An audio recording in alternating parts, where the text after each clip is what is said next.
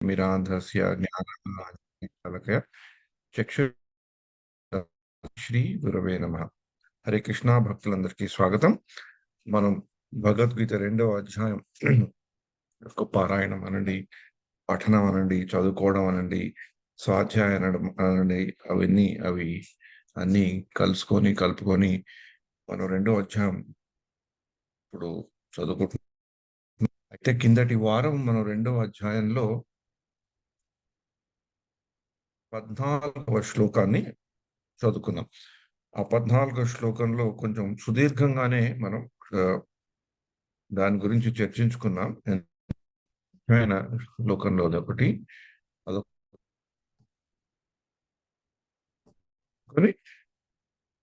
మనం ముందరికి వెళ్ళడానికి ప్రయత్నించాం. కనబడుతుందా మాతాజీ? మీకు కనబడుతుంది కదా? హరే కృష్ణ. ఎస్ ప్రభు.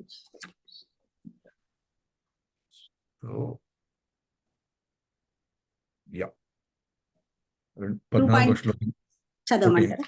యా. మాత్రా స్పర్శాస్తు కౌంతేయ శీతోష్ణ సుఖ దుఃఖదాః ఆగమాపాయినో నిత్యాః తాం స్థితిక్షస్వ భారత. హరే కృష్ణ. ఇది చదువుతారా? ఓకే. ఓ కౌంతేయ, తాత్కాలికములైనట్టి సుఖ దుఃఖముల రాకయు కాలక్రమమున వాటి పోకయు శీత గ్రీష్మ కాలముల వంటివి. ఓ భరతవంశీయుడా,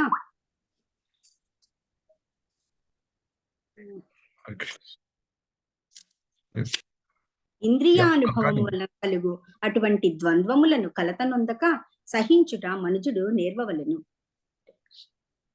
హరే కృష్ణ. సో ఈ శ్లోకంలో కృష్ణుడు అర్జునుడికి ఒక మహత్తరమైన గుణపాఠం చెప్పారు. ఏమిటంటే, మన విద్యుత్ ధర్మాలను మనం నిర్వహిస్తున్నప్పుడు తాత్కాలికంగా సుఖాలు దుఃఖాలు కూడా వస్తాయి, కానీ కాలక్రమాన వాటి పోక కూడా చూస్తాం మనం. అందుకనే మనం వాటి నుంచి అంత ప్రభావితం కాకుండా మనం బాగా నేర్చుకోవాల్సింది ఏంటంటే సహించుట, తితిక్షత. అది ఆ సహించుకోవడం అనేది నేర్చుకుంటే ఆ సహించుకునే శక్తి మనకి కావాలి అని భగవంతుణ్ణి మనం ప్రార్థించిన రోజు మనకు సుఖాలు కావాలా, దుఃఖాలు ఉండకూడదా అనే విషయాన్ని మనం స్లోగా పక్కకు పెడతాం. ఎందుకంటే అవి ఎలాగో వస్తాయి. మనం ఎంత లేదనుకున్నా కూడా దుఃఖాలు రాకపోయినా, అన్ని మనం మంచి పనులు చేసినా సుఖాలు వస్తాయి. సుఖాలు కూడా ఒక పరిమితి దాటిన సుఖాలు వస్తే వాటితో కూడా మనకి ప్రాబ్లం వస్తుంది. సో సుఖం ఉన్న చోట దుఃఖం ఉంటుంది, దుఃఖంతో పాటు దుఃఖం అయ్యాక వచ్చేది సుఖం. అందుకనే వాటిని మీద మన మనస్సుని కేంద్రీకరించకుండా మనం కేంద్రీకరించాల్సింది ఆ యొక్క తితీక్షత, అంటే సహించుట. అంటే అర్జునుడికి కూడా ఇప్పుడు బాధ కలుగుతోంది కదా అతని విద్యుత్ ధర్మాన్ని పాటించడానికి. అందుకని ఆ బాధను నువ్వు పక్కన పెట్టి ఆ సహించుకునే శక్తి తీసుకొని నువ్వు దాంతో ముందరికి వెళ్ళు అని ఇక్కడ చెప్తున్నారు అన్నమాట. అంటే ఇక్కడ ఒక ఏం చెయ్యాలో మనకి 2వ అధ్యాయంలో 14వ శ్లోకంలో చెప్తారనమాట. ఈ 15వ శ్లోకంలో అది చేస్తే దాని పరిణామం ఏంటో కృష్ణుడు అర్జునుడికి చెప్తాడు. అంటే ఒకప్పుడు అది కూడా చెప్పాలి కదా, ఇలా చేస్తే ఇది వస్తుందంటే మనకి చేయడానికి కొంచెం ప్రేరణ కలుగుతుంది. బాగా చదువుకుంటే మంచి మార్కులు వస్తాయి, మంచి మార్కులు వస్తే నీకు నాన్నగారు ఏదో కంప్యూటరో ల్యాప్టాపో కొనిస్తారు, నీకు మంచి సీట్ వస్తుంది, మంచి సీట్ వస్తే మంచి ఉద్యోగం వస్తుంది, అలా కూడా చెప్తారు కదా. అంటే మనకి జీవితంలో మన చుట్టూ ఉన్న వాళ్ళలో కూడా కిందటిసారి అనుకున్న మనం ఎలాంటి వాళ్ళని మనం చూసుకోవాలి. ఒకళ్ళు మనతో పాటు మన దుఃఖాలతో మనతో ఉంటూ మనల్ని కొంచెం పరామర్శించి మనల్ని కొంచెం సర్దుబాటు చేసే వాళ్ళు ఒకళ్ళైతే, మనకి దుఃఖాలొచ్చి మనం ఎలా బాధపడుతున్నామో కూడా వాళ్ళు తలుచుకొని వాళ్ళు బాధపడుతూ మనకి ఒక కరుణ మనకిచ్చి ఒక దిశానిర్దేశం ఇచ్చేవాళ్ళు ఒకళ్ళైతే, ఇంకొకళ్ళు మనకి ఈ కష్టాలు ఎందుకు వచ్చాయి, ముఖ్యంగా తప్పుడు పనుల వల్ల వచ్చే కష్టాలని వాళ్ళు కొంచెం ఛాలెంజ్ చేసి మనల్ని ప్రేరేపింపజేసి మనని మనం తెలుసుకున్నట్లు చేసేవాళ్ళు కొందరు ఉంటారు. అలాంటి ఆ 3 రకాల మనుషులు కూడా ఉండాలి కదా. అలానే మనకి భగవద్గీతలో కృష్ణుడు నాయకత్వం అంటే లీడర్‌షిప్ అంటారు కదా ఇంగ్లీష్‌లో. దాంట్లో కొన్ని పోకడలు బాగా కనబడతాయి. కొంతమంది నాయకులు ఎలా ఉంటారు, స్టిక్ నాయకులు అంటారు వాళ్ళని. అంటే ఇది చెయ్యాలి. కమాండింగ్ నాయకులనమాట. అలాంటి వాళ్ళని కూడా చూస్తున్నాం కదా! ఆఫీసుల్లో కూడా చూస్తుంటాం. మన మామూలుగా సత్సంగంలో కూడా చూస్తుంటాం. మన ఇళ్ళల్లో కూడా చూస్తుంటాం. స్ట్రిక్ట్‌గా ఉంటారు వాళ్ళు. ఆ స్ట్రిక్ట్‌నెస్‌తో కఠినంగా ఉండడంతో వాళ్ళకి భయపడి కూడా మనం పనులు చేస్తుంటాం. అరే! వీడితో ఎందుకు పెట్టుకోవడం అని భయపడడం. స్ట్రిక్ట్‌గా ఉంటారనమాట. కఠినంగా ఉంటారు. పరుషంగా ఉంటారు. అలాంటి నాయకులు ఉంటారు. కొంతమంది నాయకులు ఎలా ఉంటారో వాళ్ళు నాయకుల్లాగానే కనిపించరు. మనతో పాటు పనిచేస్తూ మనకి మంచి స్నేహితులుగా మనకి మనం బాగా ఇంకా పనిచేసేటట్టు మనకు ప్రోత్సహించి, మనకి చేదోడు వాదుడుగా ఉండేవాళ్ళు అలాంటి నాయకులుంటారు. కొందరు నాయకులు ఎలా ఉంటారు, వాళ్ళ ప్రతిభని చూపెట్టుకొని, వాళ్ళ వాళ్ళ వాళ్ళ ప్రతిభతో మనకి తెలియజేసి, అమ్మ బాబోయ్! వీళ్ళింత గొప్పవాళ్ళా? అంటే మనకి ఇంత గొప్ప వాళ్ళతో పరిచయం ఉంది. ఇంత గొప్పవాళ్ళు మనకి ఏదో చెప్తున్నారు. వీళ్ళలాగా నేను కాకున్నా, వాళ్ళు చెప్పేది నేను పాటించాలి అనే మనకొక ప్రేరణ, స్ఫూర్తిని ఇచ్చే ఇచ్చే నాయకులు కొందరుంటారు. కొందరు నాయకులేంటంటే, "నువ్విది చేస్తే నీకిది దక్కుతుంది" అంటారు. వాళ్ళని క్యారెట్ నాయకులంటారు. ఒకళ్ళు స్టిక్ నాయకులు, ఒకళ్ళు ఫ్రెండ్ నాయకులు, ఒకళ్ళు అంటే వైభవోపేతంగా ఉండే నాయకులు. ఇంకొకళ్ళు క్యారెట్ నాయకులు. క్యారెట్ అంటే మనకు క్యారెట్ చూపెడితే మనం దొరుకుతుందని మనం ముందరకెళ్తాం గదా! ఇలా భగవద్గీతలో కృష్ణుడు కూడా ఈ యొక్క అన్ని పొగడ్లు మనకి కనబడతాయి. కొన్ని చోట్ల చాలా స్ట్రిక్ట్‌గా ఉండి అర్జునుడికి ఇంకా ఏదైనా ఆప్షన్ ఇవ్వడన్నమాట. నువ్వు యుద్ధం చేయాలనే చెప్తారు. కొన్ని చోట్ల ఒక ఫ్రెండ్ లాగుంటూ అలా కాదు నాన్న ఇలా చేయాలి, ఇలా చేయాలని చెప్పి మనకు కనబడతాయి. కొన్ని చోట్ల తన వైభవాన్ని చూపెట్టి, తన గొప్పతనాన్ని చూపెట్టి అర్జునుడిని కొంచెం బెదిరించి, భయపట్టించేలాగా చేసి, తనెవరో అర్జునుడికి చూపెట్టి చెప్పేవి మనకి పదో అధ్యాయం, 11వ అధ్యాయంలో బాగా కనబడతాయి. కొన్ని చోట్ల ఇది చేస్తే నీకిది దొరుకుతుంది అని చెప్పే క్యారెట్ నాయకుడు గూడా ఉంటాడు. అంటే ఈ 4 విధాల నాయకుళ్ళు కృష్ణుడు అర్జునుడికి చూపెడతాడు. అంటే మనం గూడా ఒకప్పుడు మన జీవితాల్లో కూడా చూసుకుంటే మనం గూడా చిన్న పిల్లలతో వ్యవహరించేటప్పుడు ఈ 4 పొగడ్లు మనం గూడా అప్పుడప్పుడు చూపెడుతుంటాం సందర్భ అనుసారంగా. ఒకప్పుడు ఇది చేస్తే ఇది ఇస్తానురా నాయనా అని చెప్తాం. ఒకప్పుడు ఇది చేయాలి లేకుంటే తప్పదని వాళ్ళని బెదిరిస్తాం. అలా ఒకప్పుడు వాళ్ళతో స్నేహంగా ఉంటాం. బట్ ముఖ్యంగా పిల్లలు కొంచెం పెద్దవాళ్ళయ్యాక 16, 17 వచ్చాక వాళ్ళతో స్ట్రిక్ట్‌గా ఉండడం కంటే ఒక ఫ్రెండ్ లాగా ఉండడానికి ప్రయత్నిస్తాం. ఇలాగ ఇక్కడ కృష్ణుడు ఏం చేస్తున్నాడు? క్యారెట్ నాయకుడిలాగా బిహేవ్ చేస్తున్నాడు. ఆ క్యారెట్ ఇస్తున్నాడన్నమాట. ముందర చెప్పాడు ఇది క్యారెటు అని. ఇది చేస్తే ఏమొస్తుందనేది పరిణామం ఇక్కడ చెప్తున్నాడు. మాతాజీ చదువుతారా? ఇది ఈ ఈ ఈ ఒక్క పోకడ దీంట్లో బాగా కనిపిస్తుంది. అంటే ఇది చేస్తే ఇదొస్తుంది అని క్లియర్‌గా చెప్తున్నాడన్నమాట. యాహ్! కరెక్ట్. యం హి న వ్యథయంత్యేతే పురుషం పురుషర్షభ సమదుఃఖ సుఖం ధీరం సోమృతత్వాయ కల్పతే. ఓ మానవ శ్రేష్ఠుడా, సుఖ దుఃఖములచే కలతనొందక ఆ రెండింటి యందును ధీరుడై నిలుచువాడు నిక్కముగా మోక్షమునకు అర్హుడై ఉన్నాడు. హరే కృష్ణ. అంటే ఈ సుఖ దుఃఖాలను కలతనందుకు రెండిటికి ధీరుడై నిల్చున్నాడు. నిక్కముగా మోక్షానికి అర్హుడై ఉన్నాడు. అంటే అర్జునుడికి అక్కడ హ్మ్, నీకు ఇది చేస్తే నీకు మోక్ష ప్రాప్తి వస్తుంది అని చెప్తున్నాడు. మోక్షం అంటే దాన్ని చాలా విధాలుగా చాలా మంది ఆచార్యులు చాలా విపులంగా, వివరంగా చెప్పారు.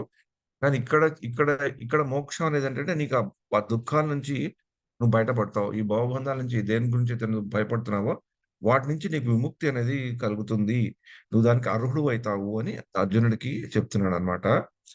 అంటే మాత్రా స్పర్శాస్తు కౌంతేయ అనే శ్లోకం మనం పాటిస్తే అంటే మనలో సహనశీలత అనేది పెరిగితే మనకు కూడా ఒక మోక్ష మార్గం అనేది కనబడుతుంది.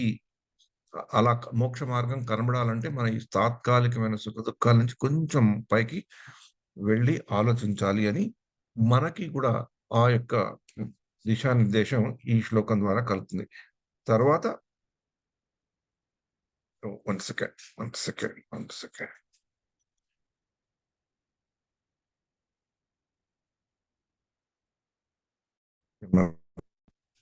భగవద్గీత యాహ్! 16వ శ్లోకం కొందాం. యాహ్!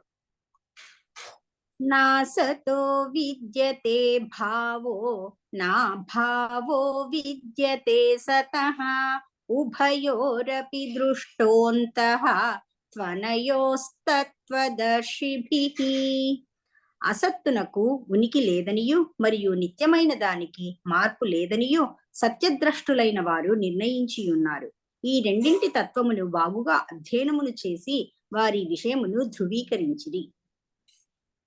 ఇక్కడ అసత్తునకు అంటే భౌతిక దేహానికి, శరీరానికి ఉనికి లేదనియు మరియు నిత్యమైన దానికి ఆత్మకి మార్పు లేదని సత్యద్రష్టులైన వారు అంటే పెద్దవాళ్ళు ఎవరో బాగా సత్యాన్ని తెలుసుకున్న వాళ్ళు నిర్ణయించారు. అంటే అర్జునుడికి మళ్ళీ అలా చెప్తూ నేను చెప్తుంటే తను వింటాడో వినడో, నన్ను ఒక బావ కింద చూసుకుంటాడో, ఇంతకుముందు కృష్ణుడిని గురువు కింద అర్జునుడు స్వీకరించినా మళ్ళీ కృష్ణుడికి ఎక్కడో డౌట్ వచ్చినట్లు నేను చెప్పానని చెప్తే ఈయన వింటారో లేదో, అందుకని పెద్దవాళ్ళు సత్యద్రష్టులైన వాళ్ళు చెప్పారు నాయన, అందుకని నువ్వు విను అని. అంటే ఈ యొక్క శ్లోకంలో ఇంపార్టెన్స్ ఏంటి అంటే, మొట్టమొదటిసారిగా ముఖ్యంగా డైరెక్ట్‌గా, ప్రత్యక్షంగా దేహానికి, ఆత్మకి ఉండే భేదం కృష్ణుడు అర్జునుడికి ప్రవేశపెడుతున్నాడు. అంటే భగవద్గీత రెండో అధ్యాయం సాంఖ్య యోగం అని కూడా చెప్తారనమాట. ఈ రెండో అధ్యాయాన్ని సాంఖ్య యోగం కింద కూడా కొందరు పెద్దలు చెప్తారు. కొంతమంది భగవద్గీత సారం ఉన్న అధ్యాయం కింద కూడా చెప్తారు. అంటే ఆ సాంఖ్య యోగానికి సంబంధించిన విషయాలు ఈ శ్లోకం నుంచి మనకి కొన్ని శ్లోకాల వరకు కనబడతాయి. ఈ ఇన్ని శ్లోకాల్లోనూ మనకి ఆత్మ యొక్క లక్షణాలు మనకు కనబడతాయి. అంటే ఏంటి? ఆత్మ గురించి మనకు ఒక మంచి పరిజ్ఞానం కలుగుతుంది. అంటే కృష్ణుడు అర్జునుడికి ముఖ్యంగా జ్ఞాన బోధలో భగవద్గీత అనే జ్ఞాన యోగ మార్గంలో ఈ సాంఖ్య యోగం గురించి చెప్పడం జరిగింది. ఎందుకంటే అది ముఖ్యంగా అర్జునుడికి ఈ దేహము, శరీరము అన్న భేదం కనబడితే, అర్జునుడు తెలుసుకోగలిగితే, అప్పుడు అర్జునుడికి మళ్ళీ తన స్వధర్మం ఎలా పాటించాలో తెలుస్తుందన్న ఉద్దేశంతో కృష్ణుడు అర్జునుడికి గీత బోధలో ఈ యొక్క జ్ఞానాన్ని ముందరికి పెడతారు. అంటే సాంఖ్య పదం మనం ఇంతకు పూర్వం కపిల గీతంలో కూడా చదువుకున్నాం. సాంఖ్య యోగం గురించి కూడా వస్తుంది. మామూలుగా సాంఖ్య అనే పదం ఇంగ్లీష్‌లో చెప్పుకోవాలంటే అనలిటికల్ స్టడీ. ఏదో ఒక విషయాన్ని కొంత మాత్రమే అర్థం చేసుకోకుండా పూర్తిగా అర్థం చేసుకొని దాని మీద తర్జన భర్జన చేసి అటు ఇటు తిప్పి వెనక సైడ్ నుంచి, ముందర సైడ్ నుంచి, పైనుంచి, కింద నుంచి చూసి దాని గురించి ఇంకా బాగా తెలుసుకోవాలని చూస్తాం కదా! దాన్ని రిసర్చ్ అని కూడా ఇంగ్లీష్‌లో అంటారు. ఇప్పుడు మామూలుగా గ్రాడ్యుయేషను, డిగ్రీ అయ్యాక పోస్ట్ గ్రాడ్యుయేషన్ అయ్యాక కొంతమంది రిసర్చ్ అని వెళ్తుంటారు కదా! పీహెచ్‌డీ. వాళ్ళు చేసేది అదే. ఒక విషయాన్ని తీసుకొని దాన్ని బాగా పరిశీలనతో బాగా డీప్‌గా వెళ్లి వాళ్ళు దాంట్లో ఉండే నిగూఢ సత్యాన్ని గాని, ఏదో కొత్త విషయాలు గాని మనకి చెప్తుంటారు. అలానే సాంఖ్యం అంటే బేసికల్‌గా బాగా క్లియర్‌గా అర్థమైనట్లు ఏ విషయాన్నైనా చెప్పగలిగే స్థితిని సాంఖ్యం అంటారు. ఇక్కడ దేహం యొక్క సాంఖ్య స్థితిని దాన్ని కృష్ణుడు అర్జునుడికి పరిచయం చేస్తున్నాడన్నమాట. అందుకని ఈ యొక్క కొన్ని శ్లోకాల్లో కేవలం ఇదే వస్తుంది. ఆత్మ, దేహం, ఆత్మ, దేహం, ఆత్మ, దేహం అని వస్తుంది. అందుకని వీటిని మనం కరెక్ట్‌గా వింటే, అర్థం చేసుకుంటే, మనకి కూడా ఈ ఆత్మ అంటే ఏంటో, శరీరం అంటే ఏంటో మళ్ళీ ఇంకొకసారి మనకి తెలిసినా కూడా మళ్ళీ మనం పునఃస్మరణ చేసుకోవచ్చు. ఎందుకు మనం దీని గురించి మళ్ళీ మళ్ళీ సార్లు చదువుకోవాలి అంటే, మనం మళ్ళీ మళ్ళీ సార్లు ఇది మర్చిపోతూ ఉంటాం. మనం ఎందుకంటే మనం ఈ భౌతిక జీవితంలో బద్ధ బద్ధ ఈ ఈ యొక్క ఇంద్రియాలకి, త్రిగుణాలకి బద్ధింపబడిన వాళ్ళం గనక మళ్ళీ మళ్ళీ మనం మన శరీరమే అనుకుంటాం అన్నమాట. అందుకనే శ్రీల ప్రభుపాదుల వారు కూడా తమ తొలి వ్యాసాల్లో అంతర్జాతీయ కృష్ణ భావనామృతంలో శ్రీల ప్రభుపాదుల వారి రికార్డెడ్ ప్రవచనాల్లో ముఖ్యంగా ఈ యొక్క విషయాన్ని చాలా చాలా సార్లు చెప్పారు. You are not this body, you are spirit soul. You are not this body, you are spiritual soul. అంటే ఒకసారి కొంతమంది భక్తులకి డౌట్ వచ్చి అడిగారనమాట. మీరు మళ్ళీ అదే ఎందుకు చెప్తున్నారని. అప్పుడు శ్రీల ప్రభుపాదుల వారు ఏం చెప్పారంటే, మీరు మళ్ళీ అదే మర్చిపోతున్నారు గనుక నేను మళ్ళీ అదే చెప్పాల్సొస్తది. ఇప్పుడుకి మనకున్న స్థితి కూడా అదే అన్నమాట. మనకది తెలిసినా మనం మర్చిపోతుంటాం. అలా మర్చిపోతుంటాం గనుకనే మళ్ళీ మనకి ఈ బాధలు, తాపత్రయాలు కూడా వస్తుంటాయి. మనకి కనబడే మోక్ష ద్వారం మళ్ళీ మూసుకుపోతుంటుందన్నమాట. అందుకని ఈ వచ్చే శ్లోకాల్లో మళ్ళీ ఒకసారి మనం కొంచెం ఏకాగ్రతతో కృష్ణుడు అర్జునుడికి ఆత్మ యొక్క గుణగణాల్ని, ఆత్మ యొక్క లక్షణాల్ని ఎలా వివరిస్తున్నాడో మనం తెలుసుకుందాం. అంటే అది తెలుసుకున్నాక మనం చర్చించుకోవాల్సింది ఏంటంటే, ఇది తెలుసుకున్నాక నాలో ఎలాంటి పరివర్తన కలగాలి అనే దాని మీద మనం చర్చించుకుందాం. మొదట ఆ లక్షణం శ్లోకాల వేగంగా మనం చదువుకుందాం. యెస్ మాత. అవినాశి తు తద్విద్ధి ఏన సర్వమిదం తతం వినాయస్య న కశ్చిత్ కర్తుమర్హతి. శరీరమందంతటను వ్యాపించి ఉన్న ఆత్మ నశింపులేనటువంటిదని నీవు తెలుసుకొను. అట్టి అవినాశి అయిన ఆత్మను నశింపచేయుటకు ఎవడునూ సమర్థుడు కాడు. అంటే మొట్టమొదటి ఆత్మ యొక్క లక్షణం ఏంటి? శరీరం అంతటా వ్యాపించి ఉంటుందట. దానికి నాశనం లేదట. దానిని ఎవ్వరు చేయరట. అంటే 3 తెలుస్తాయి మనకి. శరీరం అంతా వ్యాపించి ఉన్నది, నాశనం లేనిది, దాన్ని నశింపజేయడానికి ఎవరికీ ఆ సామర్థ్యత లేదు. అది అయితే ఆత్మ యొక్క ఇప్పుడైతే ఇంకొన్ని గుణగణాలు మళ్ళీ మనకి చెప్తారు. 1 సెకండ్ మాతాజీ. యాహ్! 1 సెకండ్. అంతవంత ఇమే దేహా నిత్యస్యోక్తా శరీరిణః అనాశినో ప్రమేయస్య తస్మాత్యుజ్యస్వ భారత. అవినాశీను అపరిమితుడును నిత్యుడును అగు జీవుని దేహము తప్పక నశించియే తీరును. కావున ఓ భరతవంశీయుడా, నీవు యుద్ధము చేయుము. మళ్ళీ ఇవన్నీ చెప్తూ యుద్ధం చేయమని చెప్తుంటాడన్నమాట. కానీ ఈ శ్లోకంలో ముఖ్యమైనగా మనం గమనించవలసింది ఏంటంటే, కిందటి శ్లోకంలో కూడా చెప్పారు అవినాశి అని. నశింప చేయలేనిది ఆత్మ అని. అపరిమితుడు, నిత్యుడు అంటే దానికి ఒక లిమిట్ అంటూ ఉండదు. నిత్యుడు నిరంతరంగా ఉండే ఇక్కడ ముఖ్యమైన పదం ఏంటంటే, జీవుని దేహము తప్పగా నశించియే తీరును. అంటే ఇక్కడ ఏంటంటే జీవుని దేహము అన్నారు. అది మనం బాగా గుర్తుపెట్టుకోవాలి. కృష్ణుడు అర్జునుడికి ఏం చెప్పాడు? జీవుని దేహము అని. అర్థం ఏంటి? దేహం ఒకటి, దాంట్లో ఉండే జీవుడు ఒకటి. అంతే కదా! ఇప్పుడు ఇది నా కంప్యూటరు అంటే కంప్యూటర్ నేను కాదు కదా! ఇది నా కంప్యూటరు అని నేను చెప్పుకుంటే, నేను కాదు ఆ కంప్యూటర్‌ని. అలాగే జీవుని దేహము అంటే జీవుడికి ఒక దేహం ఉందన్నమాట ఇప్పుడు.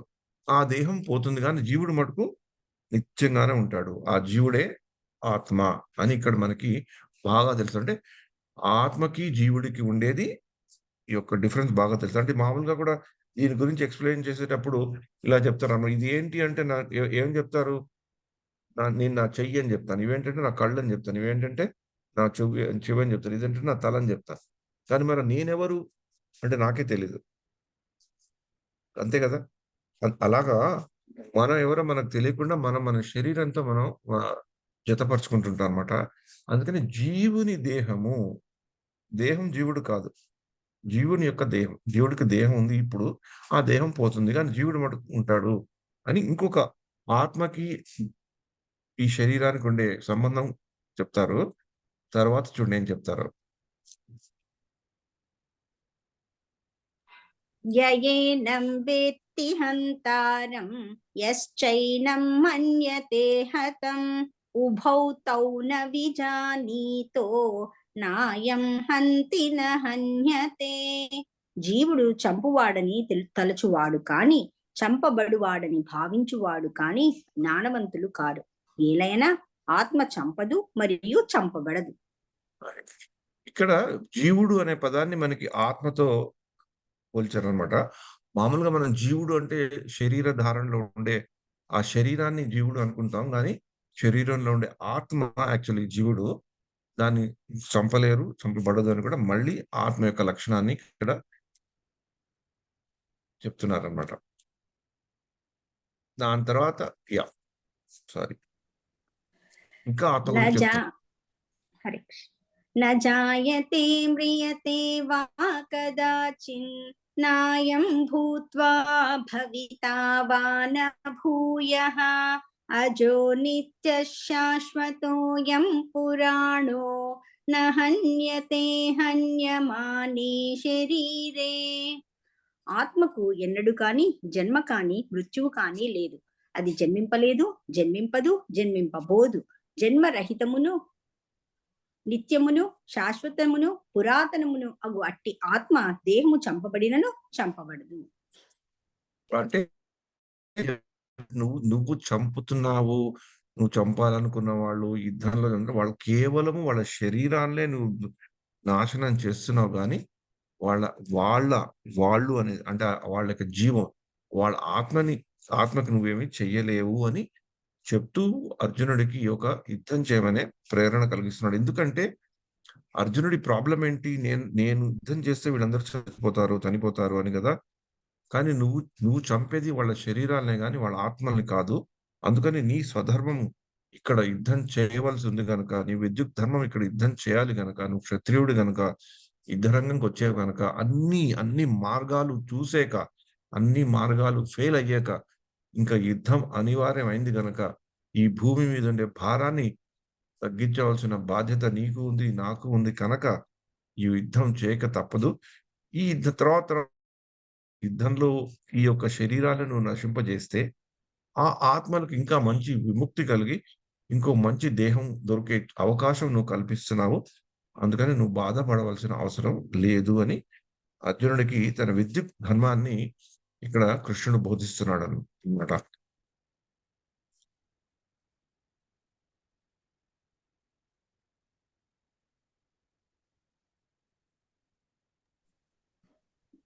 వేదా వినాశినం నిత్యం యయేనమజమవ్యయం కథం స పురుష పార్థ కం ఘాతయతి హంతికం.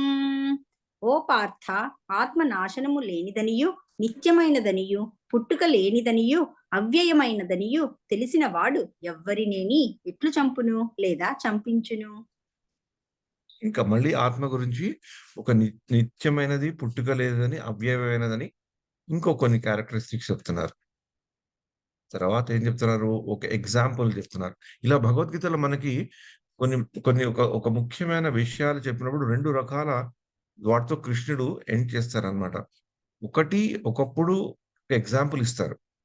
కొన్ని చోట్ల ఎగ్జాంపుల్ ఇచ్చాక విషయాన్ని చెప్తారు. కొన్ని చోట్ల విషయం చెప్పాక ఎగ్జాంపుల్ చెప్తారు. కొన్ని చోట్ల ఇది తెలుసుకున్న పెద్దలు ఇలా చేశారని కూడా చెప్తారు. అంటే అర్జునుడికి ఇంకో విధంగా చెప్పడం నేనే చెప్తున్నట్లని కాకుండా ఇలా చేసిన ఇలా ఇది అర్థం చేసుకున్న పెద్దలు ఇలా చేశారు అని. మనకు 3వ అధ్యాయంలో జనకుడు గురించి జనకుడు తన విద్యుత్ ధర్మాన్ని ఎలా చేశారో కర్మయోగంలో చెప్తూ కృష్ణుడు అర్జునుడికి అలా చెప్తారు. ఇక్కడ ఏం చెప్తున్నారు? ఒక చిన్న ఉదాహరణతో చెప్తున్నారు. ఎందుకంటే మిగతా వాళ్ళకి కూడా అర్థమయ్యేటట్లు అర్జునుడికి కూడా అర్థమయ్యేటట్లు చెప్తున్నారన్నమాట. వాసాంసి జీర్ణాని యథా విహాయ నవాని గృహ్ణాతి నరోపరాణి తథా శరీరాణి విహాయ జీర్ణాని అన్యాని సంయాతి నవాని దేహి. మనుజుడు పాత వస్త్రములను త్యజించి నూతన వస్త్రములను ధరించు రీతి ఆత్మ జీర్ణమైన దేహములను త్యజించి నూతన దేహములను పొందుచున్నది. హరే కృష్ణ. ఈ శ్లోకాన్ని చెప్పినప్పుడు ఇది చాలా ఉదాహరణ భరితమైన శ్లోకము. అంటే ఈ శరీరము, ఆత్మ గురించి చెప్తూ ఇక్కడ ముఖ్యంగా శరీరం గురించి చెప్తున్నారు. ఆ మనుషుడు ఎలాగైతే పాత వస్త్రాలను త్యజించి కొత్త వస్త్రాలు ధరించు రీతిన ఆత్మ కూడా జీర్ణమైన శరీరాలను వెళ్ళి నూతన దేహాలను పొందుతుంది. గనక ఆత్మ ఎప్పుడు నిరంతరంగానే ఉంటూ అని చెప్తున్నారు. దీన్ని ఈ యొక్క శ్లోకాన్ని పెద్దలు వర్ణించినప్పుడు మనకి దీంట్లోంచి ఒక మంచి పాఠం కూడా నేర్పుతారు. అంటే మనం మామూలుగా కూడా మన జీవితాల్లో కూడా చిన్నప్పటి నుంచి ఇప్పటి వరకు చూసుకుంటున్నాం కదా! మనకి ఎప్పుడైనా బట్టలు సరిపోకుండా ఉండడము, బట్టలు పాతగయినప్పుడో, లేకపోతే మనకి ఎప్పుడైనా పండగలప్పుడు కొత్త బట్టలు కట్టుకోవడమో, కొనుక్కోవడమో, ఇంకేదైనా శుభకార్యాల్లో మనకెవరైనా కొత్త బట్టలు పెట్టడమో, ఇవన్నీ జరుగుతూనే ఉంటాయి గదా! అంటే కొత్త బట్టలంటూ మన జీవితాల్లో వస్తూనే ఉంటాయి. పాత బట్టలు మన జీవితాల నుంచి పోతూనే ఉంటాయి గదా! జీర్ణావస్థలో ఉన్న బట్టలు. అయితే ఈ యొక్క ఉదాహరణని తెలుసుకున్నప్పుడు మనం ఏం తెలుసుకోవాలి అనుకుంటే, ఈ దేహాన్ని ఒక ఒక వస్త్రం కింద, ఒక బట్ట కింద తీసుకుంటే, ఇప్పుడు నాకున్న బట్టల్లో అన్నీ పాతగయ్యాయనుకోండి, నాకు కొత్త బట్టలు కావాలి, నాకు మంచి బట్టలు కావాలి అని నాకు కోరిక కలిగితే, ఆ కోరిక సఫలీకృతం చేయడానికి నేనేం చేయాలి? నేనేదో ఒక కృషి చేయాలి గదా! కృషి చేయడమో, నాకెవరి కరుణ వల్ల ఏదైనా వస్తేనే గదా నాకు ఆ కొత్త బట్టలనేవి వస్తాయి. ఇంకోళ్ళ ద్వారా వచ్చే కరుణని పక్కన బెడితే, నాకు కొత్త బట్టలు కొనుక్కునే యోగ్యత కావాలంటే నేను కొంచెం శ్రమించాలి. అలాగే మనకి వచ్చే జీవితం, మన జీవితం కూడా బాగుండాలి అంటే, ఇప్పుడున్న బట్టలతో, ఇప్పుడున్న ఈ శరీరంతో మనం చేయవలసింది చేస్తే, మనకి వచ్చే బట్టలు, వచ్చే కొత్త బట్టలనుకోండి, అవి ఇంకా మంచి బట్టల కింద వస్తాయి. అంటే అక్కడ బట్టలు అంటే దేహం. ఈ పాత ఇంకొక బట్టల్ని ఆత్మ ఎలా తీసుకుంటుందో, అలా మంచి బట్టల్ని అంటే మంచి దేహాల్లో మనం మన ఆత్మ వెళ్ళాలి అంటే, మనకలాంటి దేహం కలగాలి అంటే, అలాంటి కలిగిన దేహంలో మంచి ఒక ఆత్మ రావాలి అనుకుంటే, మన ఈ దేహంలో ఈ ఆత్మ ఉన్నంత వరకు, జీవితం ఉన్నంత వరకు, జీవం ఉన్నంత వరకు మనం చేయవలసింది చేస్తే మనకొచ్చేది మంచిగా వస్తుంది అని కూడా పెద్దలు ఈ ఉదాహరణ నుంచి చెప్తారన్నమాట. ఎప్పుడైతే సరిగ్గా చూసుకోకుండా, ఈ దేహాన్ని కూడా సరిగ్గా చూసుకోకుండా, ఈ దేహాన్ని దాన్ని ఈ యొక్క కామవాసనలతో బంధించేసి, వాటితో ఒ వాటి భయాందోళనలతోనే ఉంటూ, ఇంద్రియ నిగ్రహం లేకుండా మనం చేసే పనులు. ఇప్పుడు నేను మీతో చెప్తానంటే నేను నాతో నేను చెప్పుకుంటున్నానన్నమాట. అలా నేను చేసే పనులు, ఇంద్రియ నిగ్రహం లేకుండా కొన్ని తప్పుడు పనులు చేయడం, అలా మనం చేస్తుంటాం గనక, మనకి వచ్చే జన్మ ఎలా ఉంటుందో మనకి నిర్ణయించుకునే శక్తి కొంచెం ఆ ఫ్రీడమ్ అనేది, ఆ స్వతంత్రం అనేది భగవంతుడిచ్చినా, దాన్ని సరిగ్గా సద్వినియోగం చేసుకోవట్లేదనే చెప్పాలి. అందుకనే అంతర్జాతీయ కృష్ణ భావనామృతంలో శ్రీల ప్రభుపాద వారు కొన్ని నియమాలు, నిబంధనలు ఎందుకు పెట్టారంటే, అలా పెట్టడం వల్ల మనకి ఈ జన్మ కంటే, ఈ దేహం కంటే కూడా వచ్చే దేహం ఇంకా మంచిగా ఉంటది. అంటే దేహం మంచిగా ఉంటుందంటే, మన జీవిత స్థితి ఇంకా మంచిగా ఉండి, ఇంకా మనం భక్తిలో ముందరికి జరిగేటట్టు దోహదకారి అయితుందనమాట. అందుకనే దీనికి అవ్వడానికి ఈ పెద్దలేం జెప్తారంటే, ఆహ్, ఆహ్, నిన్న మాకు గౌరంగ్ దర్శన్ ప్రభు భక్తి వైభవ్ క్లాస్‌లో ఒకటి మాట చెప్పారు. నాకు నచ్చింది నాకు. అది మీకు చెప్తాను. మనం ఎప్పుడు 3 బీస్ 3 బీలను దగ్గర పెట్టుకోవాలట. ఒకటి ఏంటి? బి అంటే భక్త. అంటే భక్తుల యొక్క సాంగత్యం. భక్త. ఇంకోటి భక్తి. ఆ భక్తులతో వస్తుంది మనకి. భక్తి అంటే ఏంటో తెలుస్తుంది. ఆ భక్తితో వచ్చేది జ్ఞానము వగైరా, వగైరా అవన్నీ తెలుస్తాయి. భక్త, భక్తి, భాగవతం. భాగవతం గాని, భగవద్గీత గాని. ఈ 3 మన జోబులో, మన మనస్సులో పెట్టుకుంటే, మనం ఆచరిస్తే తప్పకుండా మనకొచ్చే దేహం, ఆత్మ ఈ దేహాన్ని విసర్జించి ఆత్మ ఇంకో చోటకి వెళ్ళినప్పుడు తప్పకుండా తన గమ్యం ఇంకొక మంచి స్థితిలో ఉండేటట్లు మనల్ని తీసుకెళ్తుంది. అది మనం గుర్తుపెట్టుకుంటే, దాని మీద నమ్మకం ఉంటే, దాన్ని నమ్మితే, ఈ యొక్క శరీరం యొక్క అనిత్యతని మనం తెలుసుకొని, ఆత్మ యొక్క నిత్యతని తెలుసుకుంటే, మనకి ఆత్మ జ్ఞానం అనేది కొంచెం కొంచెం వస్తుంటుంది. కానీ మనం ఇంత చెప్పుకున్నా గూడా, ఇదెందుకో విచిత్రమైన జ్ఞానం. ఇవన్నీ ఎన్ని సార్లు చదువుకున్నా, ఎన్ని సార్లు తెలుసుకున్నా మళ్ళీ మనం మర్చిపోతుంటాం. మర్చిపోయి మళ్ళీ కుక్క తోక వంకర అంటారు గదా! అలానే అయితుంటుంది గనక, ఇది మళ్ళీ కూడా మనం గుర్తుపెట్టుకుంటూ ఉండాలి. ఇది మన శరీరం కాదు. మనం ఆత్మలము. మన జీవితంలో ఉండే ప్రస్థానం వేరు. ఈ కేవలము ఇప్పుడు భౌతికవాదుల్లాగా ఆలోచించకుండా, ఈ జ్ఞానపరంగా ఆలోచిస్తే, ఈ సాంఖ్య యోగాన్ని మన మనసులో పెట్టుకోగలిగితే, ఎక్కడో అక్కడ మనకి కలిగే ఆ వైరాగ్య స్థితి, ఆ వైరాగ్య స్థితి తద్వారా మనకి భగవంతుడిని దర్శించాలనే కోరిక మనలో ఇంకా పెరుగుతుందని పెద్దలు చెప్పారు. అందుకని ఈ ఆత్మ జ్ఞానానికి అంత ఇంపార్టెన్స్ ఉంది. ఆత్మ జ్ఞానం అర్జునుడికి భగవంతుడు ఎందుకు చెప్తున్నాడు అతన్ని, ఇది చెప్పాక అతన్ని యుద్ధం చేయమని ప్రేరేపిస్తున్నాడు. మనకి మన జీవితాల్లో మనం ఎలా సరిదిద్దుకోవాలని మనం దాన్ని చూసుకోవాలి. అది ఇక్కడ ఉన్న ముఖ్యమైన విషయం. యాహ్! ఇంకా కొన్ని విషయాలు తెలుసుకుందాం ఆత్మ గురించి. ఆత్మ హ్మ్. అది ఎత్తి తప్పుంది మాట. ఆత్మ ఎట్టి యాహ్! శ్లోకం చదువు. నైనం ఛిందంతి శస్త్రాణి నైనం దహతి పావకః న చైనం క్లేదయంత్యాపో న శోషయతి మారుతః. ఆత్మ ఎట్టి ఆయుధముల చేతను ఛేదింపబడదు, అగ్నిచే దహింపబడదు, నీటిచే తడుపబడదు, వాయువుచే శోషింపబడదు. అంటే ఇక్కడ ఆత్మ యొక్క లక్షణాలు ఇంకా చెప్తున్నారు. ఇది మన శరీరాన్ని ఇక్కడ ఆత్మని తీసేసి మనం శరీరము అనే వాక్యం పెట్టుకుంటే అన్నీ సాగుతాయి. ఆయుధాలతో ఛేదింపబడుతుంది, అగ్నిచే దహింపబడుతుంది, నీచే తడబడుతుంది, వాయుచే శోషింపబడుతుంది. అంటే ఆత్మ కంప్లీట్‌లీ ఆపోజిట్ అన్నమాట శరీరానికి అని మనం తెలుసుకోగలిగితే, మన శరీరం ఒకటైతే మనలో ఉండే ఆత్మ దానికి కంప్లీట్‌గా ఆపోజిట్. అందుకనే మనకి చాలా కన్‌ఫ్యూజన్‌గా ఉంటుంది. మనం మర్చిపోతుంటాం ఏది ఏదో. అంటే దీనికి ఇంకో కారణం కూడా ఏంటంటే, ఈ జ్ఞానాన్ని పూర్తిగా మనం మన మనసులో పెట్టేసుకున్నాం అనుకోండి. మనం మన శరీరం కాదు, మనం కేవలం ఆత్మలనే.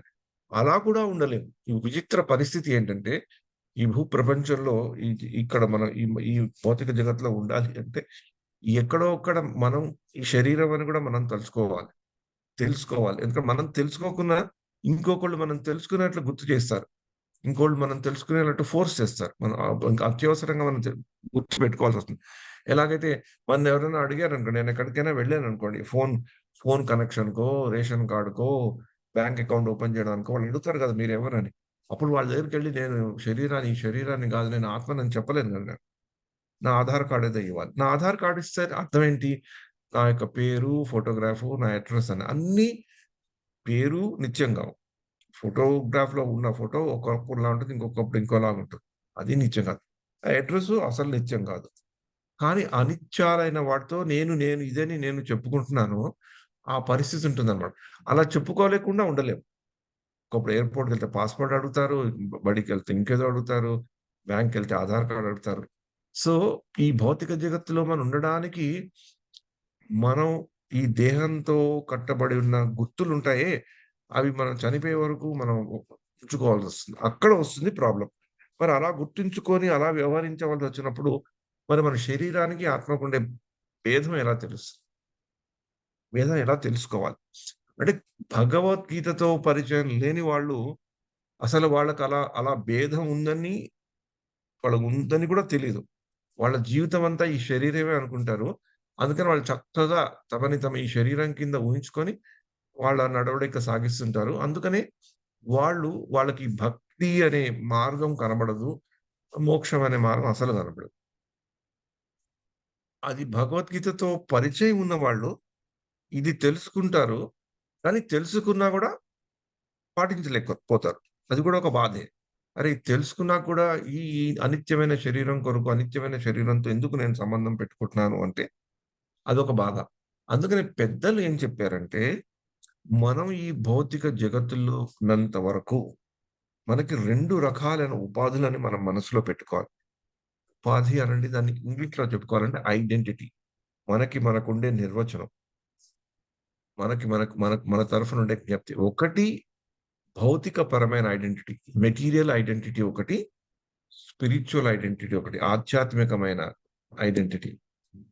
గుర్తు. భౌతికమైన గుర్తు, ఆధ్యాత్మికమైన గుర్తు.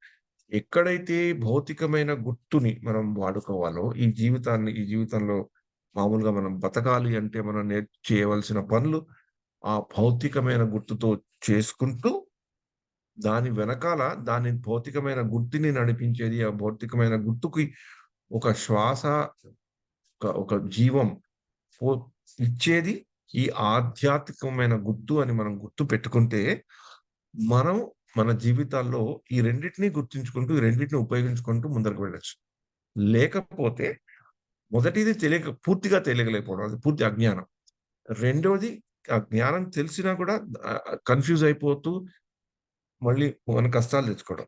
కానీ ఆహ్, ఆ జ్ఞానంతో వాటి యొక్క భేదం గురించి తెలుసుకొని, ఈ భౌతికమైన సంపర్కము, భౌతికమైన గుర్తు గూడా మనకి జీవితంలో మనం మామూలుగా జీవితంలో ఒక భర్తగానో, భార్య కిందనో, అమ్మగానో, నాన్నగానో, తమ్ముడుగానో, తండ్రిగానో, ఉద్యోగిగానో, వ్యాపారవేత్తగానో ఎ ఏ ఏ విద్యుత్ ధర్మాలున్నా ఈ భౌతికమైన గుర్తులుని మనం ఛేదించలేం. కానీ దాని యొక్క అనిత్యతని తెలుసుకొని, ఆ భౌతిక గుర్తుకి ఉండే ఆ భౌతిక ఆ గుర్తులో ఉండే ప్రాణాన్ని, జీవాన్ని మనం ఒక ఆత్మ కింద తెలుసుకుంటే, అది నిత్యం అని తెలుసుకుంటే, అప్పుడు మనం చేసేవి పరిపూర్ణమైన జ్ఞానంతో చేయగలుగుతామన్నమాట. అప్పుడు మనకుండే కరెక్ట్ అయిన వైరాగ్యం ఉంటుంది. ఆ వైరాగ్యాన్ని బ్యాలెన్స్‌డ్‌గా మన జీవితాల్లో ఎలా నిర్వర్తించుకోవాలో గూడా ఉంటుందన్నమాట. అది మనకి నిన్న మాకు మా భక్తి వైభవ క్లాస్‌లో కుంతి స్తుతిలో గూడా గౌరవనీయ ప్రభు దాన్ని చక్కగా చెప్పారు. కుంతీదేవి అంత భగవంతుడు కుంతి స్తుతి మీరందరూ చదువుకునే ఉంటారు గదా! భగవంతుడు హస్తినాపురం నుంచి ద్వారకకు వెళ్ళే ప్రయత్నంలో కురుక్షేత్ర యుద్ధం అయ్యాక కుంతీదేవి వచ్చి భగవంతుడిని వేడుకుంటుంది. "నువ్వు వెళ్ళకు, మా దగ్గరే ఉండు. ఇన్నాళ్ళు నువ్వున్నావు. నువ్వుంటే మాకు ఎన్నో కష్టాల నుంచి మమ్మల్ని కాపాడావు. నువ్వు వెళ్ళిపోతే మాకెలా మమ్మల్ని ఆదుకునేవాళ్ళు ఎవరున్నారు? నువ్వు వెళ్ళకు" అని ప్రార్థిస్తూ, ప్రార్థిస్తూ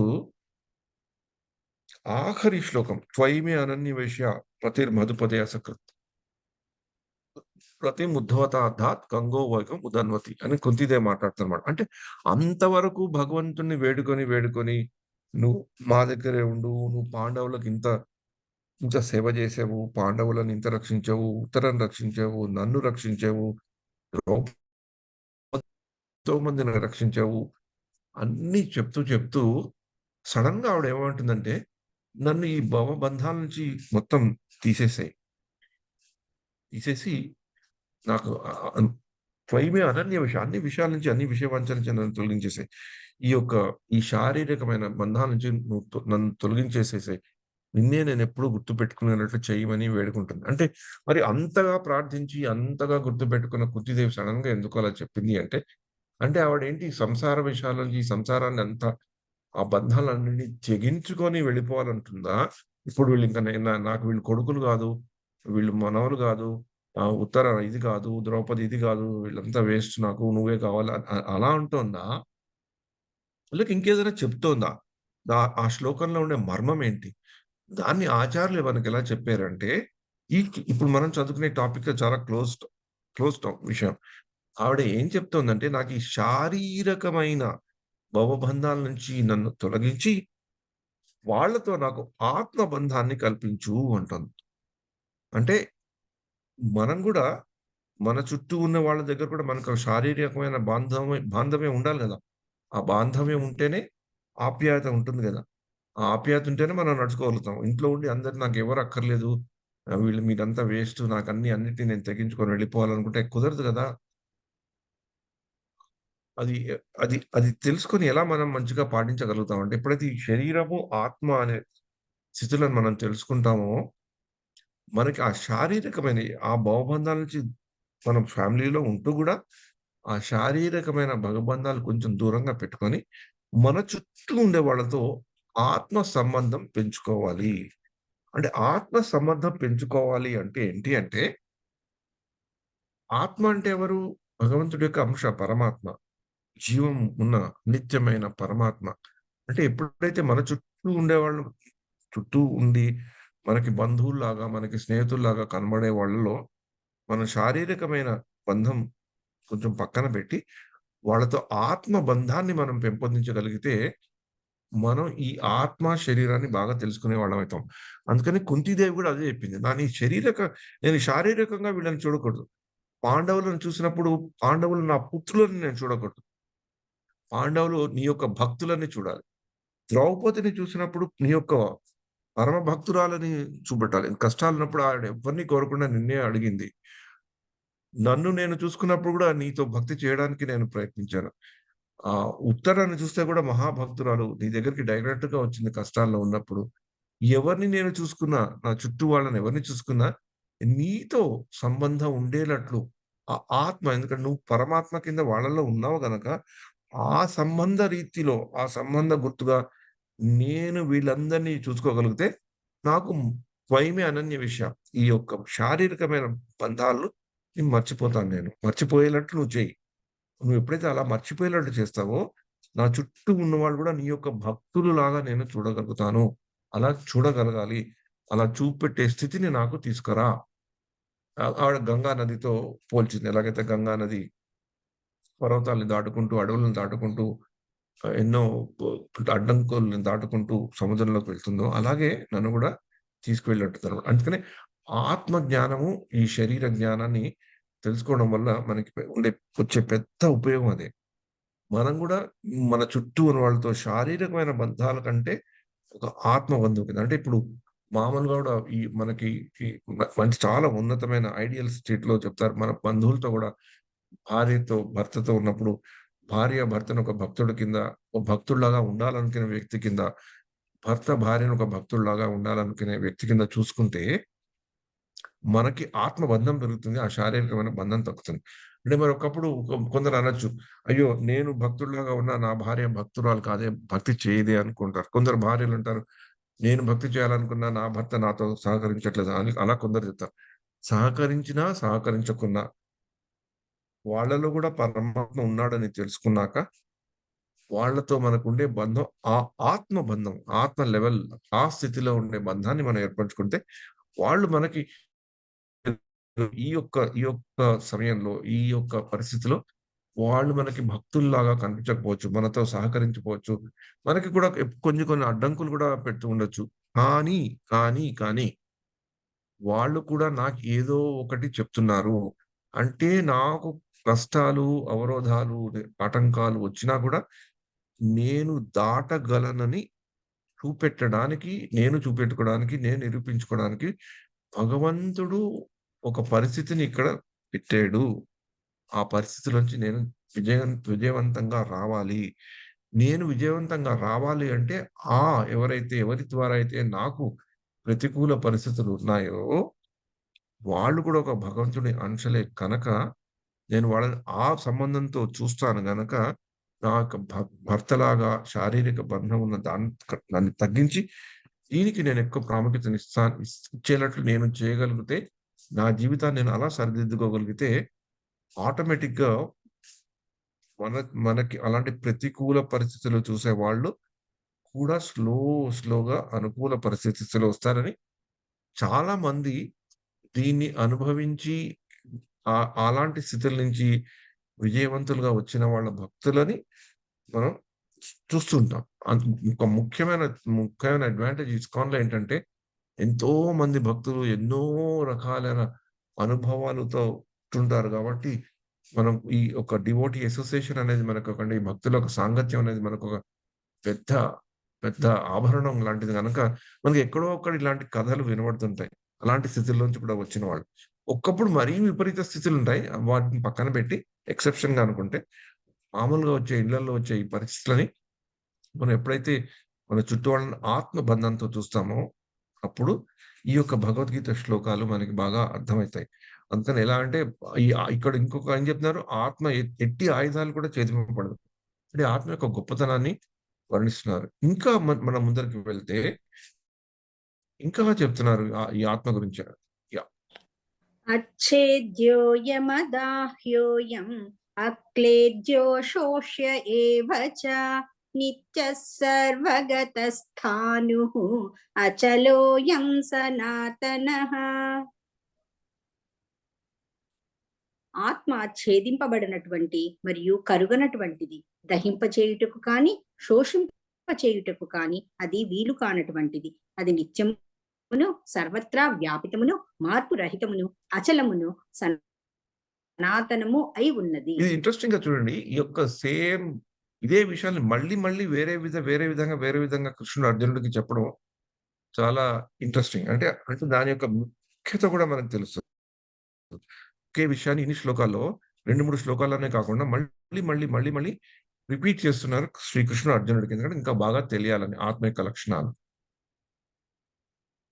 ఇక్కడ ఇంగ్లీష్‌లో ఉంది. ఓకే. ఫైన్. అవ్యక్తోయమచింత్యోయం అవికార్యోయముచ్యతే తస్మాదేవం విదిత్వైనం నానుశోచితుమర్హసి. ఆత్మ అవ్యక్తము. Yeah! Go Telugu ahead. Book ఉంది సార్, ఉంది. Very good. థాంక్స్. అదే చెప్పొచ్చు. Thanks sir. ఆత్మ అవ్యక్తము, అచింత్యము, మార్పు రహితమని చెప్పబడినది. ఈ విషయమును తెలిసిన పిమ్మట దేహమును గూర్చి నీవు చింతింపరాదు.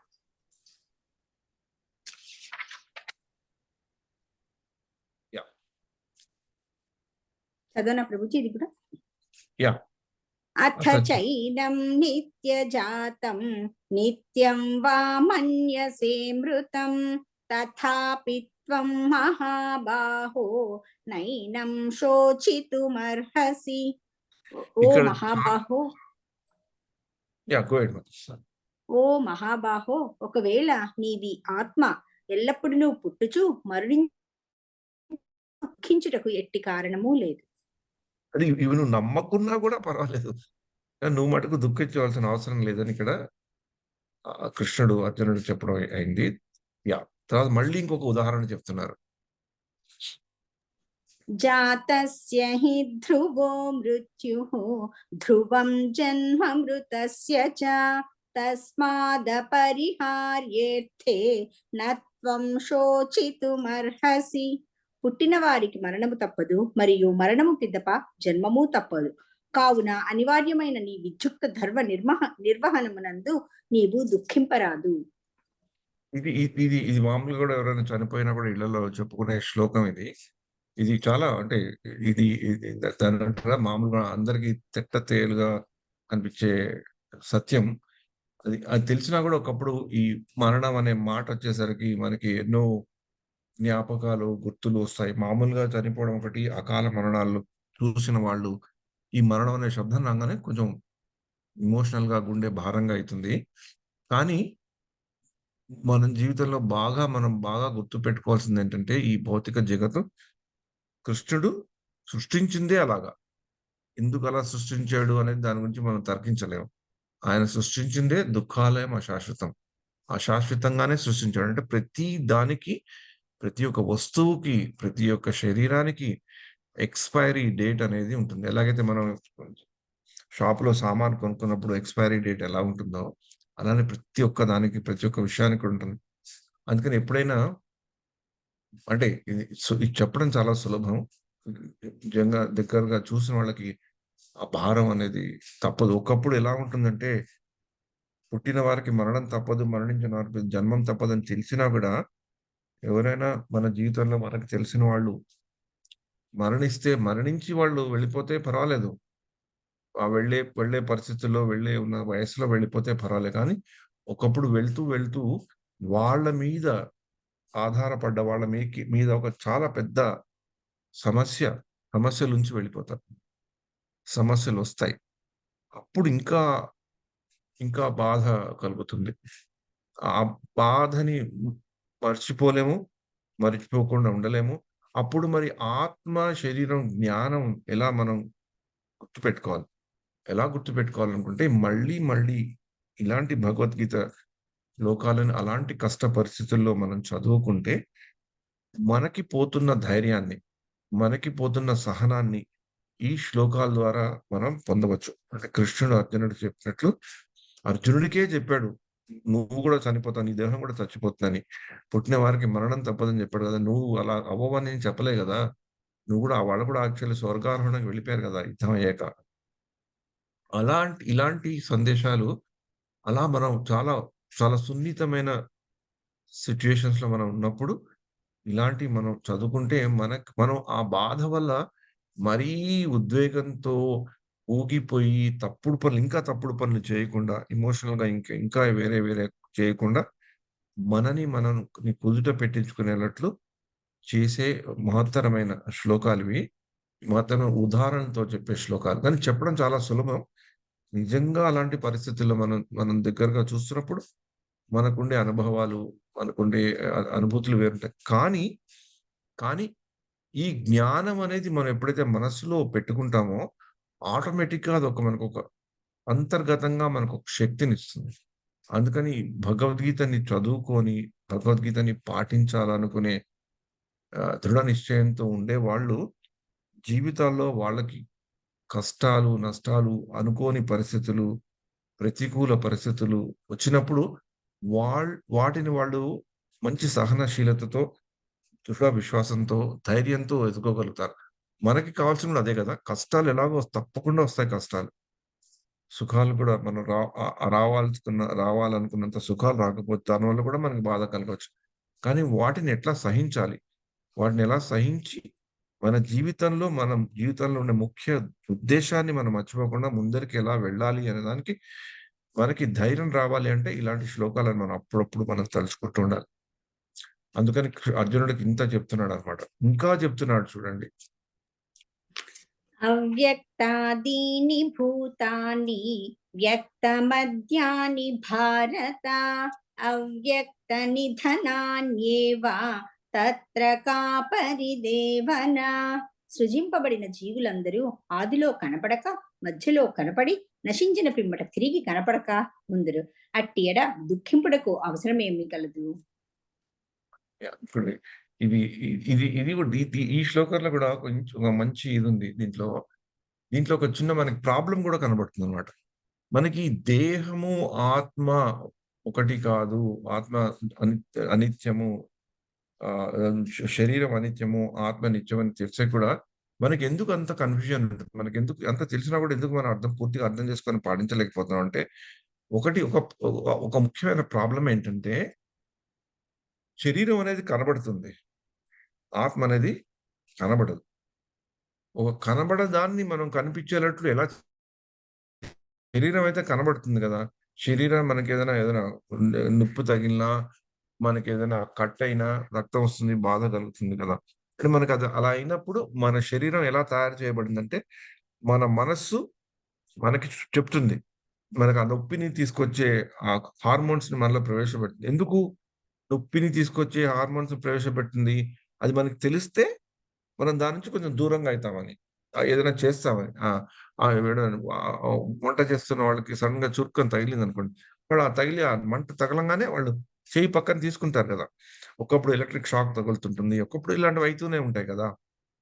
అది మనకి శరీరం ఉంది. ఈ శరీరానికి ఇది తగిలింది. ఇలా అయింది అని మన మనస్సు ద్వారా ఆ మనస్సులోంచి వచ్చే హార్మోన్ ద్వారా మంట గాని, నొప్పి గాని, రక్తం బయటకు రావడం గాని అవ్వడం వల్ల మనకి ఈజీగా తెలిసిపోతుంది. ఇది ఉందని. కానీ ఆత్మ ఉంది అది కనబడదే. కనబడింది గనక దాన్ని పట్టుకోవడం చాలా కష్టం. కనిపించిన దాన్ని మనకున్న ఇంద్రియాలతో మనం చూసుకొని అవగాహన చేసుకోగలుగుతాము. మనకి ఆ అవగాహన వల్ల కలిగే బాధ వల్ల మనకు అందుకని ఆ అవగాహన వల్ల కలిగే బాధని మనకెప్పుడో కలగదో అది చాలా డేంజర్. ఆ మధ్య కాలంలో మనం కోవిడ్‌లో చూసుకున్నాం గదా! కొంతమందికి కోవిడ్ బాగా వచ్చిన వాళ్ళకి వాసన అనే శక్తి పోయింది. వాసన తీసుకునే శక్తి పోయింది. దాంతో ప్రాబ్లమ్. వాసన తెలీదు. మంచి వాసనో, చెడు వాసనో, ఎక్కడి నుంచి వెళ్తున్నారో ఏంటో తెలీదు. కొన్ని రోజులు కొంతమంది గూడా అలా బాధపడిన వాళ్ళు. కొంతమందికి రుచి అనేది పోయింది. అలా బాధపడిన వాళ్ళు. అలాగా అది ఆ యొక్క మెకానిజం తప్పిపోయినా గూడా శరీరం కొంచెం డేంజరే. అలాగే ఇప్పుడు మనకి ఈ డయాబెటిస్ ఉన్న వాళ్ళతో కూడా డాక్టర్‌లు భయపడతారు గదా! డయాబెటిస్ ఉన్నవాళ్ళు ఎందుకు హై రిస్క్ పేషెంట్ అంటే వాళ్ళకేంటో ఆ శరీరంలో ఉండే ఆ చేంజెస్ ఆ డయాబెటిస్ ఉండడం వల్ల ఉండే పరివర్తన వల్ల వాళ్ళకి నొప్పి అనేది తెలీదట.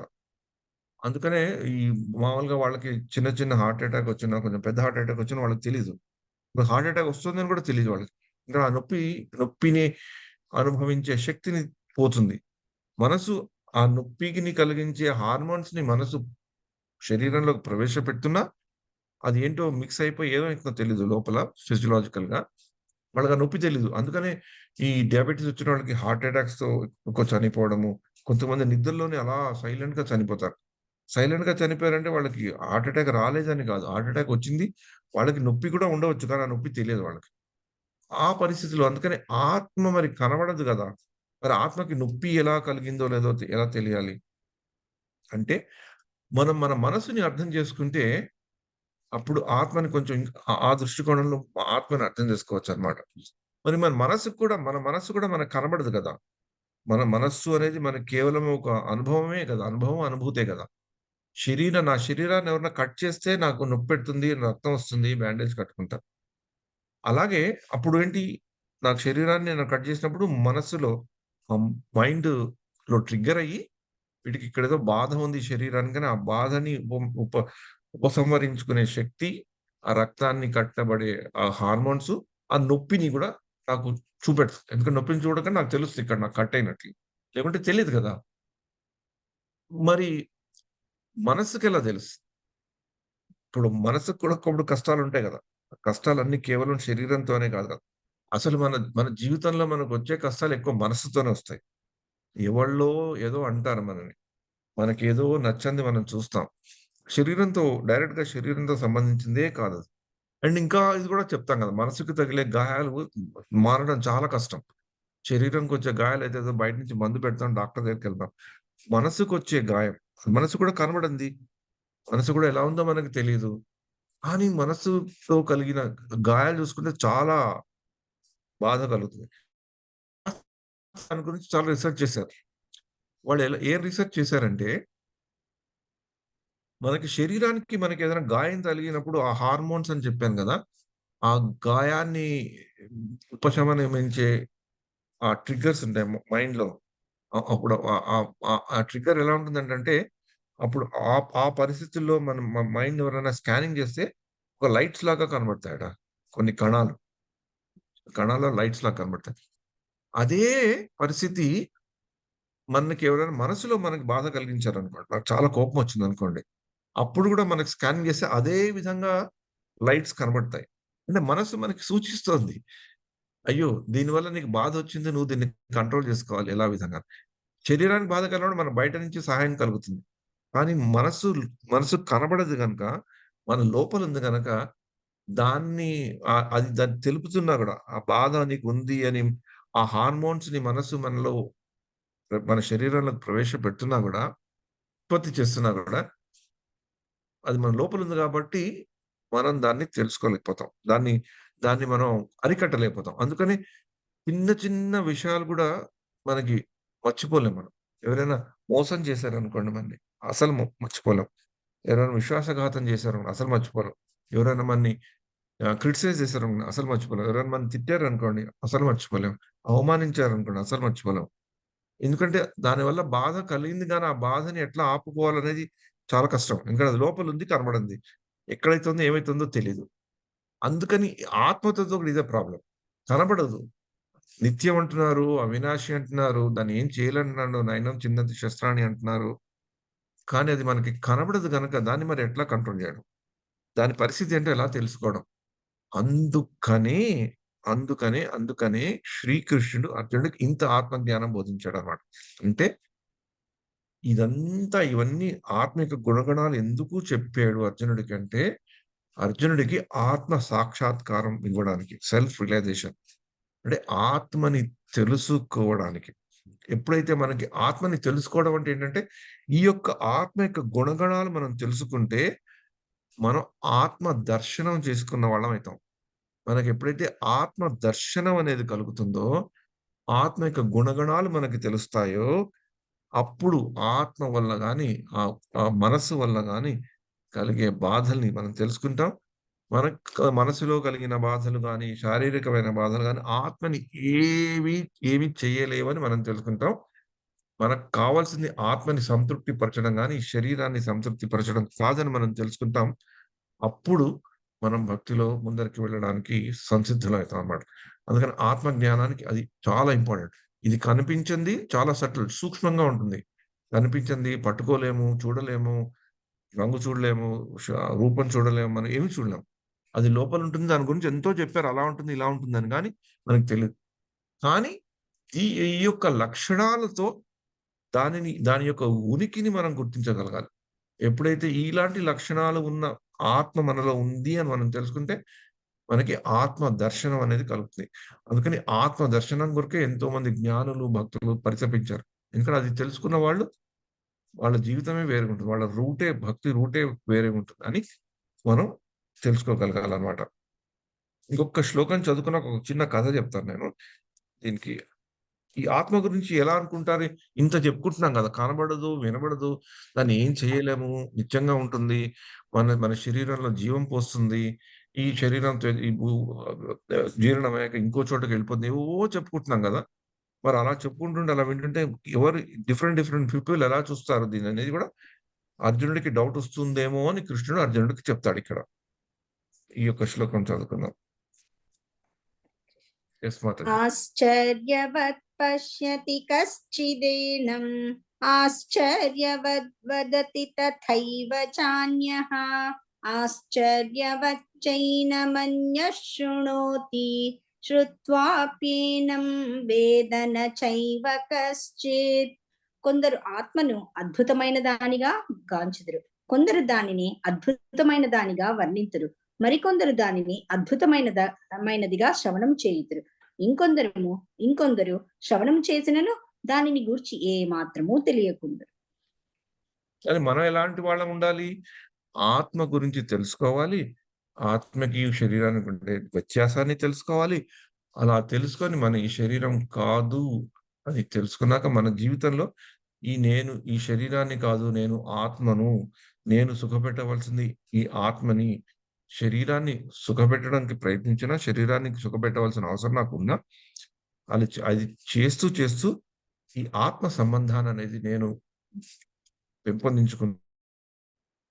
జీవులను చూసినప్పుడు నాకు ఆత్మ సంబంధపూరితమైన దృష్టితో చూస్తాను.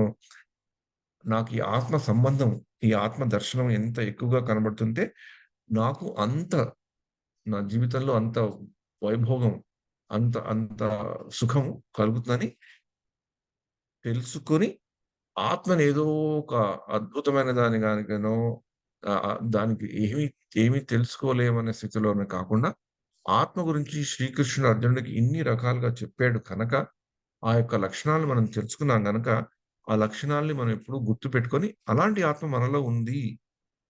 అలాంటి నమ్మకం ఎప్పుడైతే వస్తుందో, అప్పుడు మన సుఖప్రదమైతుంది. అగైన్ అలా చెప్పేస్తే ఇక మనకెప్పుడు కష్టాలు రావా అని కాదు. అలా ఎప్పుడైనా డౌటొస్తే మనకెప్పటికి గుర్తు రావాల్సిన శ్లోకం భగవద్గీత 2వ అధ్యాయం 14వ శ్లోకం. సుఖం గాని, దుఃఖం గాని అది కాదు ప్రాబ్లమ్ మనకి. వాటిని సహించే శక్తి వస్తుంది. తితిక్షత. ఆ సహనశీలత ఎప్పుడొస్తుందో, ఆ సహనశీలత వస్తే అప్పుడు సుఖమేంటి, దుఃఖమేంటి మనకు దాని యొక్క డిఫరెన్సే తెలీదు కదా! అది వస్తుంది అని పెద్దలు చెప్తారన్నమాట. దీని దీని ఈ ఆత్మ దర్శనం అంటే ఏంటి అనేది ఒక మంచి కథ రూపంలో ఉందన్నమాట. అది నేను ఒకసారి మీకెవరైనా తెలుసా? ఈ 'అవంతిపురంలో రాజసింహుడు' అనే కథ విన్నారా ఎప్పుడైనా? ఎవరైనా భక్తులు విన్నారా? వినలేదు ప్రభు. విన్నారా? వినలేదు ప్రభు. వినలేదు. ఓకే. నేను క్లుప్తంగా చెప్తాను. ఇది లాంగ్ కథ. ఇది వైష్ణవాంగ్రి ప్రభువు ఒకసారి ఆర్టికల్స్ రాశారు. ఈ అవంతిపురంలో ఒక రాజు ఉంటాడనమాట. అతని పేరు రాజసింహుడు. చాలా పేరుకు తగ్గట్లే మంచి, మంచి రాజు, మంచి టీవీ చాలా మంచి రాజు. ప్రజల్ని మంచిగా చూసుకునేవాడు.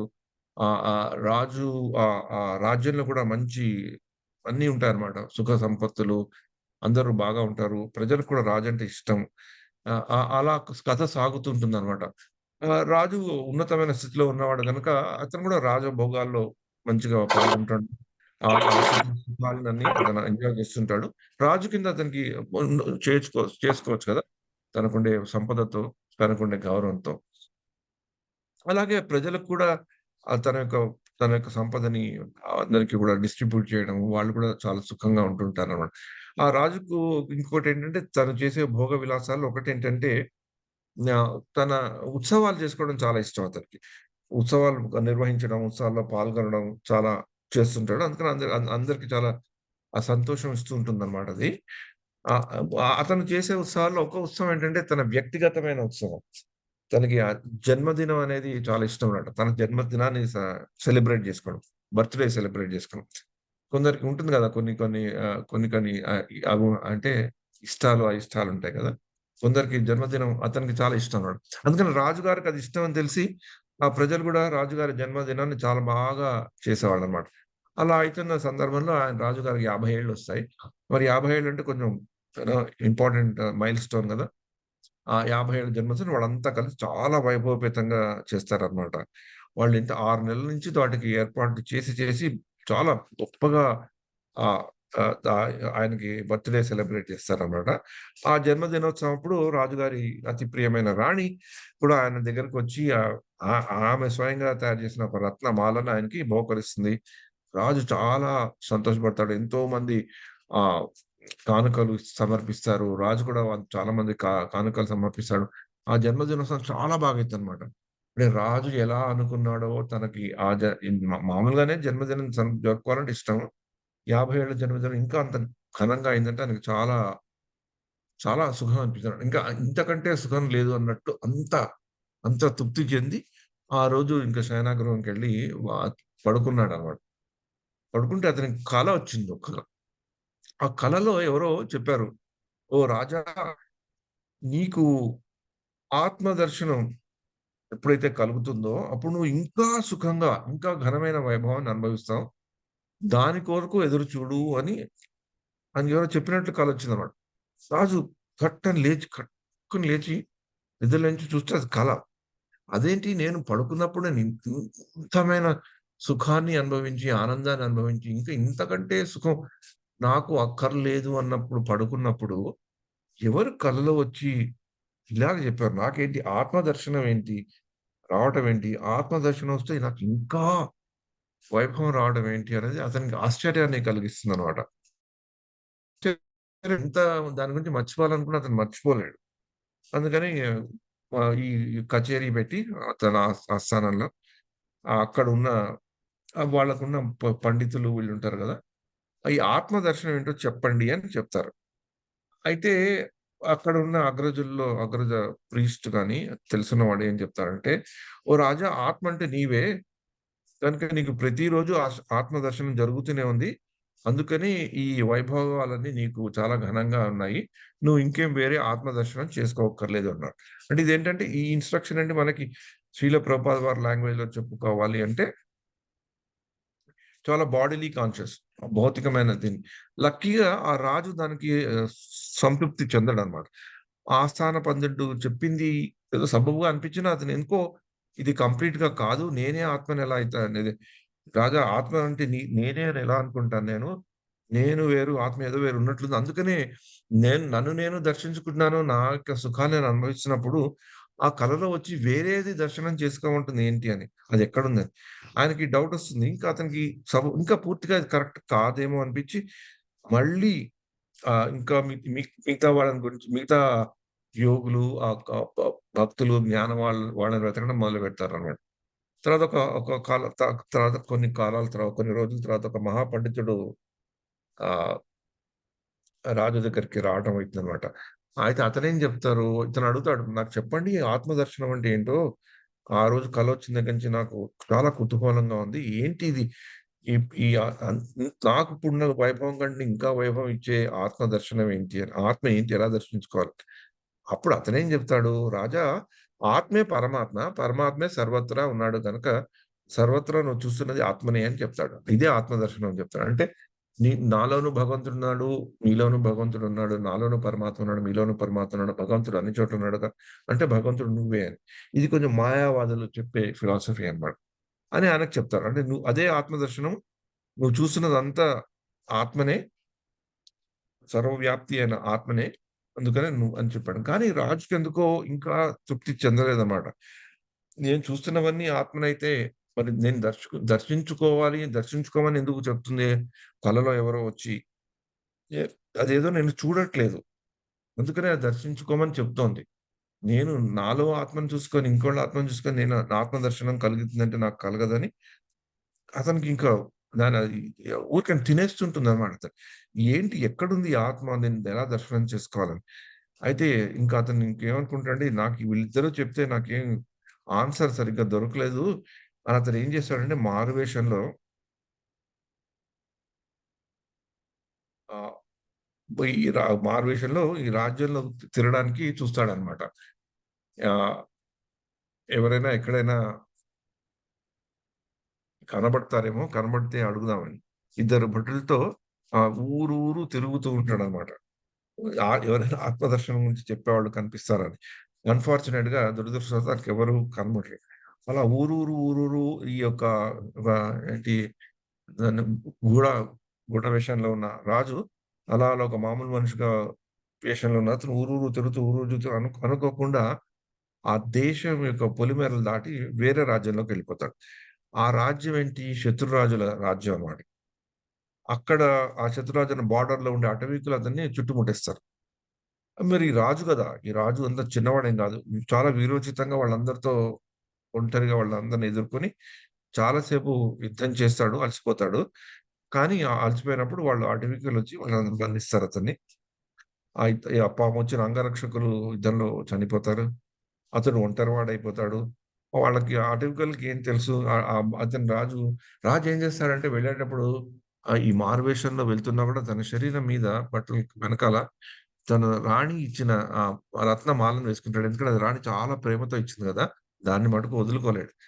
ఆ మెడలో ఉన్న రత్నమాలను లాక్కుంటారు. వాళ్ళకది వాళ్ళ పనయిపోతుంది. వాళ్ళకి రత్నమాల దొరికాక వాళ్ళు హ్మ్, చాలా సంతోషపడి వెళ్ళిపోతారు. రాజుని ఒక చెట్టుకి కట్టేసి అడవిలో ఎవరి దారిన వాళ్ళు వెళ్ళిపోతారు. ఒకడినెవరినో కాపలా ఉంచుతారన్నమాట. ఆ కాపలా వాళ్ళు ఉండి వాళ్ళకి కొంచెం నిద్ర వచ్చినప్పుడు రాజు చాలా చాకచక్యంతో తెలివిగా ఆ కట్లని తెంపుకొని పారిపోతాడు. రాత్రంతా నడుస్తూ తెల్లవారేసరికి ఒక గ్రామంలోకి వెళ్తాడన్నమాట.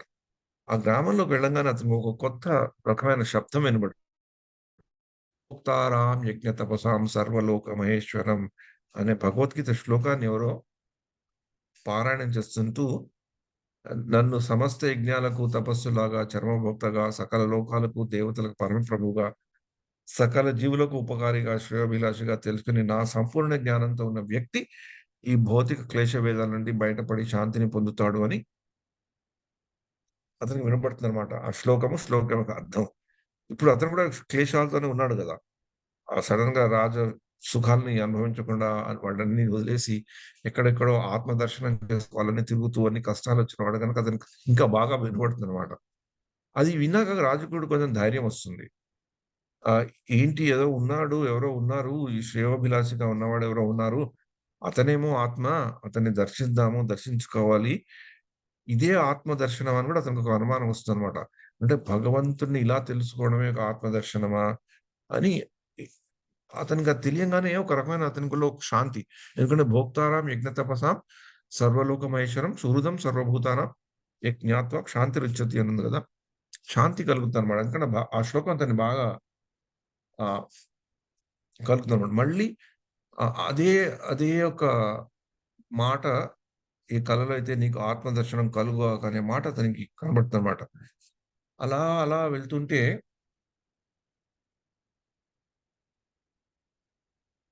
అలా వెళ్తున్నప్పుడు ఒక వ్యక్తి ఆహ్ ఇంటి ముందర ముందైతే నిల్చున్నాడో, ఏ ఇంట్లోంచయితే ఆ శ్లోకాలొచ్చాయో అతనొస్తారనమాట. అతనొచ్చి చెప్తారు, "రాజా నువ్వెవరో నాకు తెలుసు. నీ నీ నా పేరు గీతా సందేశ స్వామి. భగవద్గీతను ప్రచారం చేయడమే నా జీవిత కార్యము. ఆత్మ దర్శనంతో నీకు సకల సుఖాలు కలుగుగాక" అని అతనొచ్చి పలుకుతాడనమాట. అంటే మళ్ళీ రాజుకి డౌటొస్తది. అరేంటి మళ్ళీ అలాంటిదే నేను విన్నాను. ఈ ఆత్మ దర్శనంతో సుఖాలు కలగడం ఏంటి? అని అతన్ని అడుగుతాడనమాట. నాకు ఆత్మ దర్శనాన్ని మీరు కలిగించండి అని చెప్తాడు. అప్పుడు, అప్పుడు అక్కడ ఎవరైతే ఆ ఇంట్లోంచి వచ్చిన స్వామీజీ అనే మనిషనండి. అప్పుడు అతనేమంటాడంటే, "రాజా నీకు ఆత్మ దర్శనం కలిగే రోజు దగ్గరయింది. అందుకనే నువ్వు అంతా వదిలేసి అన్నిటిని వదిలేసి వెతుక్కుంటూ నా దగ్గరకొచ్చావు" అని చెప్పి అతనికి ఆత్మ జ్ఞానం ఇస్తాడు. ఇప్పుడు మనం ఎలా అయితే భగవద్గీత చదువుకొని శ్లోకాల్లో చదువుకుంటున్నామో, ఆ రాజుకి ఏం చెప్తాడంటే ఆత్మ నిత్యమైనది, సర్వగతమైనది, శ్రీకృష్ణుని భగవాని యొక్క అంశ. అది సూర్యునిలాగా శరీరాన్ని ప్రకాశింపజేస్తుంది. ఆత్మ దర్శనం కలిగిన వారికి ఎదురే ఉండదు. అతనికి అందరూ మిత్రులే అవుతారు. అతని సమస్తాభిష్టాలు సిద్ధిస్తాయని స్వామీజీ చెప్తాడన్నమాట. ఇది ఇంట్రెస్టింగ్‌గా అండ్ ఇందాక నేను చెప్పాను గదా! మన చుట్టూ ఉన్న వాళ్ళని ఒక ఆత్మ బంధంతో చూస్తే మనకందరూ కొంచెం మంచిగానే కనపడతారు. అలాగే ఇక్కడ కూడా అతనికి అందరూ మిత్రుల్లాగా అవుతారని అంటాడన్నమాట. ఇంతలో అలా అతను చెప్తూనే నీకు దర్శనం అయి ఆత్మ అనేది ఇలా ఉంటుంది. దీన్ని దర్శింపజేయగలిగే శక్తి నీకొచ్చినప్పుడు నువ్వు చాలా సుఖపడతావు. చాలా ఇంకా బాగుపడతావు అని చెప్పంగానే అప్పుడే అతనికి ఇంకొక గుర్రాల డెక్కల శబ్దం వినబడుతుందన్నమాట. కొన్ని గుర్రాలతో అక్కడ ఇంకొక వీరుడు, రాజులాగా చాలా ఠీవిగా వచ్చి అక్కడున్న స్వామీజీ అతనికని నమస్కరిస్తాడు. ఈ రాజసింహుడు ఏంటంటే మారువేషంలో ఉన్నాడు. ఆ వీరుడు రాజసింహుడిని గుర్తించాడు. కానీ రాజసింహుడు అతన్ని చూస్తాడు. అతనెవరు? ఏ పొలిమేరలు దాటి తన రాజ్యం నుంచి శత్రు రాజ్యంకొచ్చాడో, ఆ శత్రు రాజ్యం యొక్క రాజు. వ అతను ఆ రాజు లక్కీగా ఇతన్ని గుర్తించలేదు గనక ఆ రాజు ఎవరైతే శత్రురాజో రాజహంస యొక్క శత్రురాజో అతనితో ఇలా చెప్తున్నాడనమాట. "స్వామి మీరిచ్చిన గీతా సందేశంలో నాకు సంపూర్ణ ధైర్యం నిండింది. నా దేశ పొలిమేరలో ఉన్న అరణ్యంలో అద్భుతమైన సంపద నిక్షిప్తమైంది. అయితే అదంతా అటవీకుల ఆధీనంలో ఉంది. అడవుల్లో యుద్ధం చేయడం నాకు తెలీదు.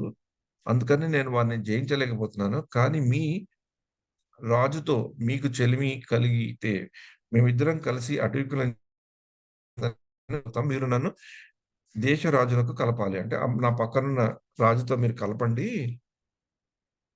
ఆ రాజుతో కలిపితే మేమిద్దరం కలిసి అటవికులని పట్టుకుంటాము. ఇక్కడ చాలా సంపదలున్నాయి. అవి మేము తెచ్చుకుంటాము. కానీ నేనుగా ఎళ్తే నన్నతడు ఒక శత్రువు కింద చూస్తాడు. మీరు మా ఇద్దరి మీద సంధి చేయండి" అని చెప్తాడు. అప్పుడు అతనంటాడన్నమాట, "ఓ వీరుడా! నీకు జయం కలుగుతుంది. నీకు శత్రువుడితో గూడా మిత్రత్వం చేయాలని భావించావు. నీవు ఆత్మబలంతో నిండి ఉన్నావు గాబట్టి ఈ కోరిక నీకు సిద్ధించి తరుణం వచ్చింది." అంటే శత్రువులను గూడా మిత్రులుగా చేసుకోవలసిన స్థితి వచ్చింది గనక, మిగతా వాళ్ళని కూడా ఒక ఆత్మ బంధంతో చూస్తున్నాడు గానీ, ఒక శరీర బంధంతో నేను రాజుని, అతను ఇంకొక రాజు, అతని రాజుని నేను అణగదీయాలని చూడకుండా ఉన్నాడు గాబట్టి, ఆత్మబలంతో నిండి ఉన్నావు గాబట్టి, నీ కోరిక సిద్ధించే తరుణం ఇప్పుడొచ్చేస్తుంది అని చెప్పి, ఇదిగో నీ శత్రురాజు ఇతడే, నీ ముందరే ఉన్నాడు. మారువేషంలో రాజసింహాన్ని చూపెడతాడన్నమాట. అప్పుడు ఆ వీరుడు ఆశ్చర్యపోతాడు. అయ్యో! తాను ఆత్మదర్శనం కావాలని చూస్తున్నాడు. తన శత్రువు ఆత్మదర్శనంతో నిండి శత్రువుతో మిత్రత్వం చేయాలని అనుకుంటున్నాడు. అందుకని ఇతనికి ఆత్మదర్శనం దొరికింది. నీకు కూడా ఆత్మదర్శనం దొరికింది. అందుకనే మీరిద్దరూ కూడా ఈ అపార ధన సంపదలు పొందాలని అనుకుంటున్నారు అని అని చెప్పి వాళ్ళకి దీవిస్తాడన్నమాట. వాళ్ళు మరుక్షణమే ఇద్దరు ఎవరైతే శత్రువులుగా ఉన్న వాళ్ళు ఒకళ్ళనొకళ్ళు ఆత్మ సంబంధంతో చూసుకుంటున్నారు గనక ఆ రాజసింహుడికి అరణ్యాల్లో ఈ అటవికులతో యుద్ధం చేయడం బాగా తెలుసు కనుక ఇద్దరు వెళ్తారు. ఇద్దరు వెళ్ళాక ఆ అటవికులతో యుద్ధానికి వెళ్ళడానికి వెళ్తారనమాట. కానీ ఎప్పుడైతే ఒక్ ఈ ఈ ఈ నైబరింగ్ కంట్రీస్‌లో ఇండియా, పాకిస్తాన్ లాగా ఆ ఇద్దరు రాజులు ఒక స్నేహంతో ఇద్దరితో కలిసి కలుపుకొని ఇద్దరు నవ్వుతూ వచ్చారో, ఆ అటవికులు కూడా ఆశ్చర్యం చెంది వాళ్ళకి కూడా ఈ యొక్క శారీరక బంధం నుంచి వాళ్ళకి కూడా ఒక ఆత్మ బంధ స్థితిలో వెళ్ళిపోతారు. వాళ్ళేం చేస్తారంటే యుద్ధం చేయకుండా ఆశ్చర్యకరంగా వీళ్ళకి లొంగిపోయి వీళ్ళకి ఏది కావాలో అది ఇవ్వడానికి సిద్ధమైతారనమాట. అక్కడ వీళ్ళు అడుగుతారు, "ఒక శిథిలమైన ఆలయం దగ్గర ఉందని చెప్పారు మాకు" అంటే వాళ్ళకి ఆ శిథిలమైన ఆలయం ఎక్కడుందో తెలుసు కానీ దాంట్లో ఏముందో వాళ్ళకి తెలీదు. మొత్తానికి అటవికులు కదా! అట్లా రూట్ తెలుసుకున్న వీళ్ళిద్దరిని అక్కడికి తీసుకెళ్ళి ఆ యొక్క మందిరంలోకి వీళ్ళని తీసుకెళ్తారనమాట. ఆ మందిరంలోకి తీసుకెళ్తే అక్కడ ఏంటంటే వీళ్ళకి 2 రకాలమైన సంపదలు కనబడతాయి. ఒక సంపద ఏంటి? అక్కడ చాలా నిక్షిప్తమైన ధనరాశులు కనబడతాయి. ఇంకొక పెద్ద సంపద వాళ్ళు ఊహించని వాళ్ళెప్పుడు గూడా తలుచుకోని ఒక సంపద కాదు. ఏంటంటే అక్కడ బాగా ప్రశాంతంగా, అద్వితీయంగా ఉన్న కృష్ణార్జుల ఒక అక్కడ మూర్తులు కనబడతాయన్నమాట. అప్పుడు వాళ్ళకర్థమైతుంది. అరే! మనం ఎప్పుడైతే ఈ ఆత్మ సంబంధాన్ని పెంచుకొని, ఆత్మ బంధాన్ని పెంచుకొని, అది తెలుసుకొని, మనం ఇక్కడ ధన సంపత్తి పొందాలని వచ్చినా గూడా, ఇక్కడ మనకి శ్రీకృష్ణార్జునులు మనకి దర్శనమిచ్చారు. ఎక్కడైతే శ్రీకృష్ణార్జునులు ఉంటారో అక్కడ ధనానికి కొలత ఏముందని, మనకి చాలా దివ్య ఫలితాలు కలుగుతాయని ఇతను రాజు, ఈ శత్రురాజు గూడా అనుకుంటారనమాట. అప్పుడు ఇదంతా అయ్యాక వాళ్ళకి ఆ ఆత్మ జ్ఞానంతో ఆ కలిగిన వచ్చిన సంపదని ఆహ్, కన్నా గూడా ఆ రాణి ఇచ్చిన రత్నాల మాల పోయిన ఆ విషయం గూడా మర్చిపోయి, ఆ భగవత్ దర్శనం ఎప్పుడైతే కలిగిందో, ఎప్పుడైతే ఆత్మ బంధాన్ని పెంచుకోవడం వల్ల ఒక శత్రువుని మిత్రుడు కింద చూసుకొని ఉండడం వల్లి ఆ ప్రక్రియలో వాళ్ళిద్దరికీ దర్శనం పొందడం వల్ల వాళ్ళకి ఆటోమేటిక్‌గా అలాంటి ఆత్మస్థితిలో ఉంటే ఎలా ఉంటుంది అనే అనుభూతి కలిగి ఆత్మ దర్శనం వాళ్ళకి కలుగుతుంది. ఆత్మ దర్శనం కలుగుతుంది అంటే ఏంటంటే, ఆ భగవంతుని మూర్తుల్ని చూసాక వాళ్ళలో కలిగిన భావోద్వేగం వాళ్ళని భగవంతుడు అంటే ఎవరు? మనం మనం దేని కొరకైతే మనం పాటుపడాలో అనే దాన్ని ఆ భగవద్మూర్తుల్లో వాళ్ళకి కనబడింది గనక వాళ్ళకి ఆ ఆత్మ దర్శనం అని కలుగుతుంది. అప్పుడు అతని ఆ రాజు తన రాజ్యంలో ఉన్నప్పుడు ఎన్నో ఇంద్రియ భోగాలని, ఎన్నో రాజా భోగాలని, విలాసాలని అనుభవించిన రాజు వాటన్నిటికంటే గూడా ఎక్కువగా అనిపిస్తదనమాట. ఉన్నది అడవి, శిథిలమైన ఆలయం. దాంట్లో పాడుపడ్డ పరిస్థితుల్లో ఉన్న మూర్తులను చూసి అతని అన్ని రాజ్యాలుండే సుఖాల కంటే ఇది ఎక్కువ అనిపిస్తుంది. అప్పుడు అతనికి అనిపిస్తదనమాట. ఓహో! కలలో వచ్చింది ఇదా? ఇది నాకు కావాల్సింది నా జీవితంలో. ఇది నాకున్న వైభవం కంటే ఎక్కువ వైభవం ఇస్తుందని తెలుసుకుంటాడనమాట. అలా అప్పుడు ఈ యొక్క కథని మనం తెలుసుకుంటే మనకి అర్థమయ్యేదేంటంటే భక్తి మార్గంలో ఉన్న వాళ్ళందరికీ ఆత్మ దర్శనం కలిగినట్లేనా? ఒక డౌటొస్తుంది. అని మనం ఎవరైనా అడగొచ్చు. అంటే ఈ రాజు ఇలా భక్తుడవ్వడం వల్ల అతనికి ఆత్మ దర్శనం కలిగిందా? అంటే మనం ఏం తెలుసుకోవాలంటే భక్తి అనేది మనకు కలిగినప్పుడు మనకి ఏది ఖచ్చితంగా మనం తెలుసుకోవాలంటే మనం ఆత్మ దర్శన ప్రయాణంలో ఉన్నామని మనం తప్పకుండా తెలుసుకోవచ్చు. ఎలాగైతే మనం రోజు అంటే రెగ్యులర్‌గా ఈ భగవద్గీతని తలుచుకుంటూ ఈ ఆత్మ జ్ఞానాన్ని మళ్ళీ మనం పునఃస్మరణ చేసుకుంటుంటామే, అప్పుడు మనం ఈ యొక్క ఆ యొక్క ప్రయాణానికి మనం మొదలుపెట్టినట్లే మనం తెలుసుకోవాలి. అలాగే ఒక గమ్యానికి ప్రయాణం మొదలుపెట్టినట్లే ఏదో ఒక రోజున ఆ గమ్యానికి మనం చేరడం కూడా నిశ్చయమైనట్లు భక్తి, యోగ, జ్ఞాన సాధన నడుం కట్టిన వాళ్ళు ఏదో ఒక నాటికి ఆత్మదర్శనం తప్పకుండా పొందుతారు అని ఈ కథ మనకి చెప్తున్నాడు. ఎక్కడో అక్కడ మనకి ఎవడో ఒకళ్ళు కలిసి ఆ రాజుకి ఆ స్వామి కలిసినట్లు మనకేదో గురువో, ఏదో పుస్తకమో, ఏదో భక్తుడో, ఏదో విషయమో ఏదో ఒకటి తెలుసు. ఏదో ఒక నాటికి ఈ ఆత్మదర్శనం తప్పకుండా మనం గూడా దొరుకుతుంది. అప్పుడు మనం చుట్టూ ఉండేవాళ్ళని కూడా మనం ఆత్మ బంధంతో చూస్తాం. ఆత్మకుండే గుణగణాలు మనకు తెలుస్తాయి. గుర్తొస్తుంటాయి. అప్పుడు ఈ శారీరకమైన బంధాల నుంచి మనం దూరంగా ఉంటామన్నమాట. అలా దూరంగా ఉండడమే మనం దుఃఖాల నుంచి దూరంగా ఉండేలట్లు. అలా దూరంగా ఉండేలట్లు మనం చేయగలిగితే మనకి సుఖాల్ని, దుఃఖాల్ని ఎదుర్కొనే సామర్థ్యం పెరుగుతుంది. తితిక్షత, ఆ సహనం పెరుగుతుంది గనక మనకు ఆ సుఖాలొచ్చినా, దుఃఖాలొచ్చినా వాటినంతా మనం పట్టించుకోవాల్సిన అవసరం ఉండదని ఇక్కడ చెప్తారండి. ఆ భగవంతుడి భక్తి మార్గాల్లో ఉంటే, మనం ఆత్మదర్శన ప్రస్థానంలో ఉన్నాము అని మనం తెలుసుకోగలిగితే, ఈ భగవద్గీతలో ఆత్మ గురించి తెలుసుకున్న ఎన్ని శ్లోకాలు మనకి ఎప్పుడో అప్పుడు మన జీవితంలో మనకి కూడా ఏదో విధంగా ఈ ఆత్మ దర్శనానుభూతి మనకి కలిగిచ్చి, మనకి మనం చేసే విద్యుత్ ధర్మంలో ఇంకా బాగా ఉండే క్లారిటీని మనకి ఇస్తుంది అని పెద్దలు చెప్తారు. ఎందుకంటే కేవలము భగవత్ ప్రాప్తి కేవలం మహాభక్తులకు, స్వాములకే మాత్రమే కలుగుతుందా? మనకి కలగదేమో అని మనకి డౌటొస్తే మరి రాజు రాజైనా గూడా భౌతికంగా మనలాంటి వాడే గదా! అతనికి కూడా ఏదో ఒక ఉత్సుకత ఉండి, కలలో ఏదో ఎవరో చెప్పారని దాంతో అతను ప్రయత్నం చేస్తేనే గదా! ఆ రాజ్యంలోంచి వదిలి మారువేషం వేసుకొని వెళ్లి కొన్ని కష్టాలు పడి అప్పుడు అతనికి ఆ వైభోగం దొరికింది కదా! ఆ వైభవం అనేది దొరికింది గదా! అలానే మనకు కూడా మనం కూడా ఈ ఆత్మ ప్రయాణంలో ప్రయత్నం మొదలుపెడితే ఎప్పుడో అప్పుడు ఆహ్, మనకి విజయం కలుగుతుందని పెద్దలు చెప్తారు. అలాగే ఎలాగైతే ఈ కురుక్షేత్రంలో అర్జునుడు వచ్చి తన మనసు ద్వారా బంధుమిత్రులను చూసి ధైర్యాన్ని కోల్పోయాడో, ధైర్యాన్ని మర్చిపోయాడో, కర్తవ్య విముఖుడయ్యాడో, యుద్ధ విముఖుడయ్యాడో, దుఃఖానికి పాల్పడ్డాడో, అప్పుడు కృష్ణ భగవానుడు ఏం చెప్తున్నాడు? మొదటి జ్ఞానం ఏం చెప్తున్నాడు? ఆత్మదర్శనం. అంటే అర్జునుడు ఆ దుఃఖం నుంచి బయటికి రావాలి, తన విద్యుత్ ధర్మాన్ని గుర్తుపెట్టుకోవాలంటే మనం కూడా మన జీవితాల్లో ఉండే కష్టాలనే యుద్ధం నుంచి బయట పడాలి అంటే ముఖ్యంగా మనకు కావాల్సింది ఈ ఆత్మ జ్ఞానం. అప్పటిదాకా దుఃఖంగా ఉన్న అర్జునుడు ఏం చేశాడు భగవద్గీత విన్నాక? అతనికి కూడా ఈ ఆత్మ దర్శనం అనేది తెలిసింది. ఆత్మ అంటే ఏంటో తెలిసింది. శరీరం అంటే ఏంటో తెలిసింది. అందుకనే విజృంభించి కర్తవ్య నిర్వహణ పాటించాడు. యుద్ధంలో గెలిచాడు. పెద్ద పేరు తెచ్చుకున్నాడు. అందుకని ఈ ఆత్మ దర్శనాన్ని ముఖ్యంగా స్పష్టంగా మనలాంటి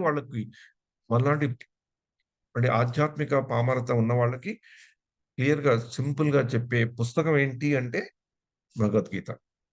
ఇది కేవలం బుద్ధిమంతులకే కావాల్సింది కాదు. బుద్ధిమంతులకే రావాల్సింది కాదు. భగవద్గీత 2వ అధ్యాయం మనకి తెలిసిన మటుకు మనం చదువుకుంటే, ఇంకా కొన్ని అధ్యాయాల్లో కూడా 3వ అధ్యాయంలోనూ, 13వ అధ్యాయంలోనూ కూడా దీని గురించి కొంచెం వ్యాఖ్యానం వస్తుంటుంది కాబట్టి, మనకి ఆత్మ జ్ఞానానికి మనకెలా కలుగుతుంది? ఎందుకు కలగాలి? కలగదేమో అని భయపడకుండా, మనకి ఏదో ఒక మన యొక్క సౌభాగ్యం వల్ల మనకి భగవద్గీత అనే పుస్తకం ఉందని తెలిసింది. దాన్ని చదువుకోవాలనే కొంచెం బుద్ధుంది. అలా చదువుకునేటట్టు చదివినా మనకు అర్థమయ్యేటట్లు ఆ భాష రాసిన పెద్దలు ఉన్నారు. ఇవన్నీ మనకి చాలా అనుకూల పరిస్థితుల్లో ఉన్నాయి గనక, మనం గూడా మన ఆత్మ దర్శనం అనే ధైర్యం మనకి ఉంటే, భగవంతుడు ఎప్పుడో అప్పుడు మనం గూడా రూట్‌లోకి ఇంకా ఫాస్ట్‌గా తీసుకెళ్తాడన్న ఆ యొక్క ఉత్సాహంతో, ఆ యొక్క నమ్మకంతో మనం ముందరికి వెళ్తే, మన జన్మలో గూడా ఈ జన్మలో కాకపోయినా వచ్చే జన్మలోనే ఎప్పుడప్పుడు ఆత్మ సాక్షాత్కారం అనేది మనకి తెలుస్తుందని పెద్దలు చెప్తారు. హరే కృష్ణ, హరే కృష్ణ, కృష్ణ కృష్ణ హరే హరే, హరే రామ, రామ రామ హరే హరే. ఓహ్! సారీ ప్రభు, చాలా టైం అయినట్లుంది. టైం చూసుకోలేదు. సారీ. हरे कृष्ण प्रभु, धन्य प्रणाम।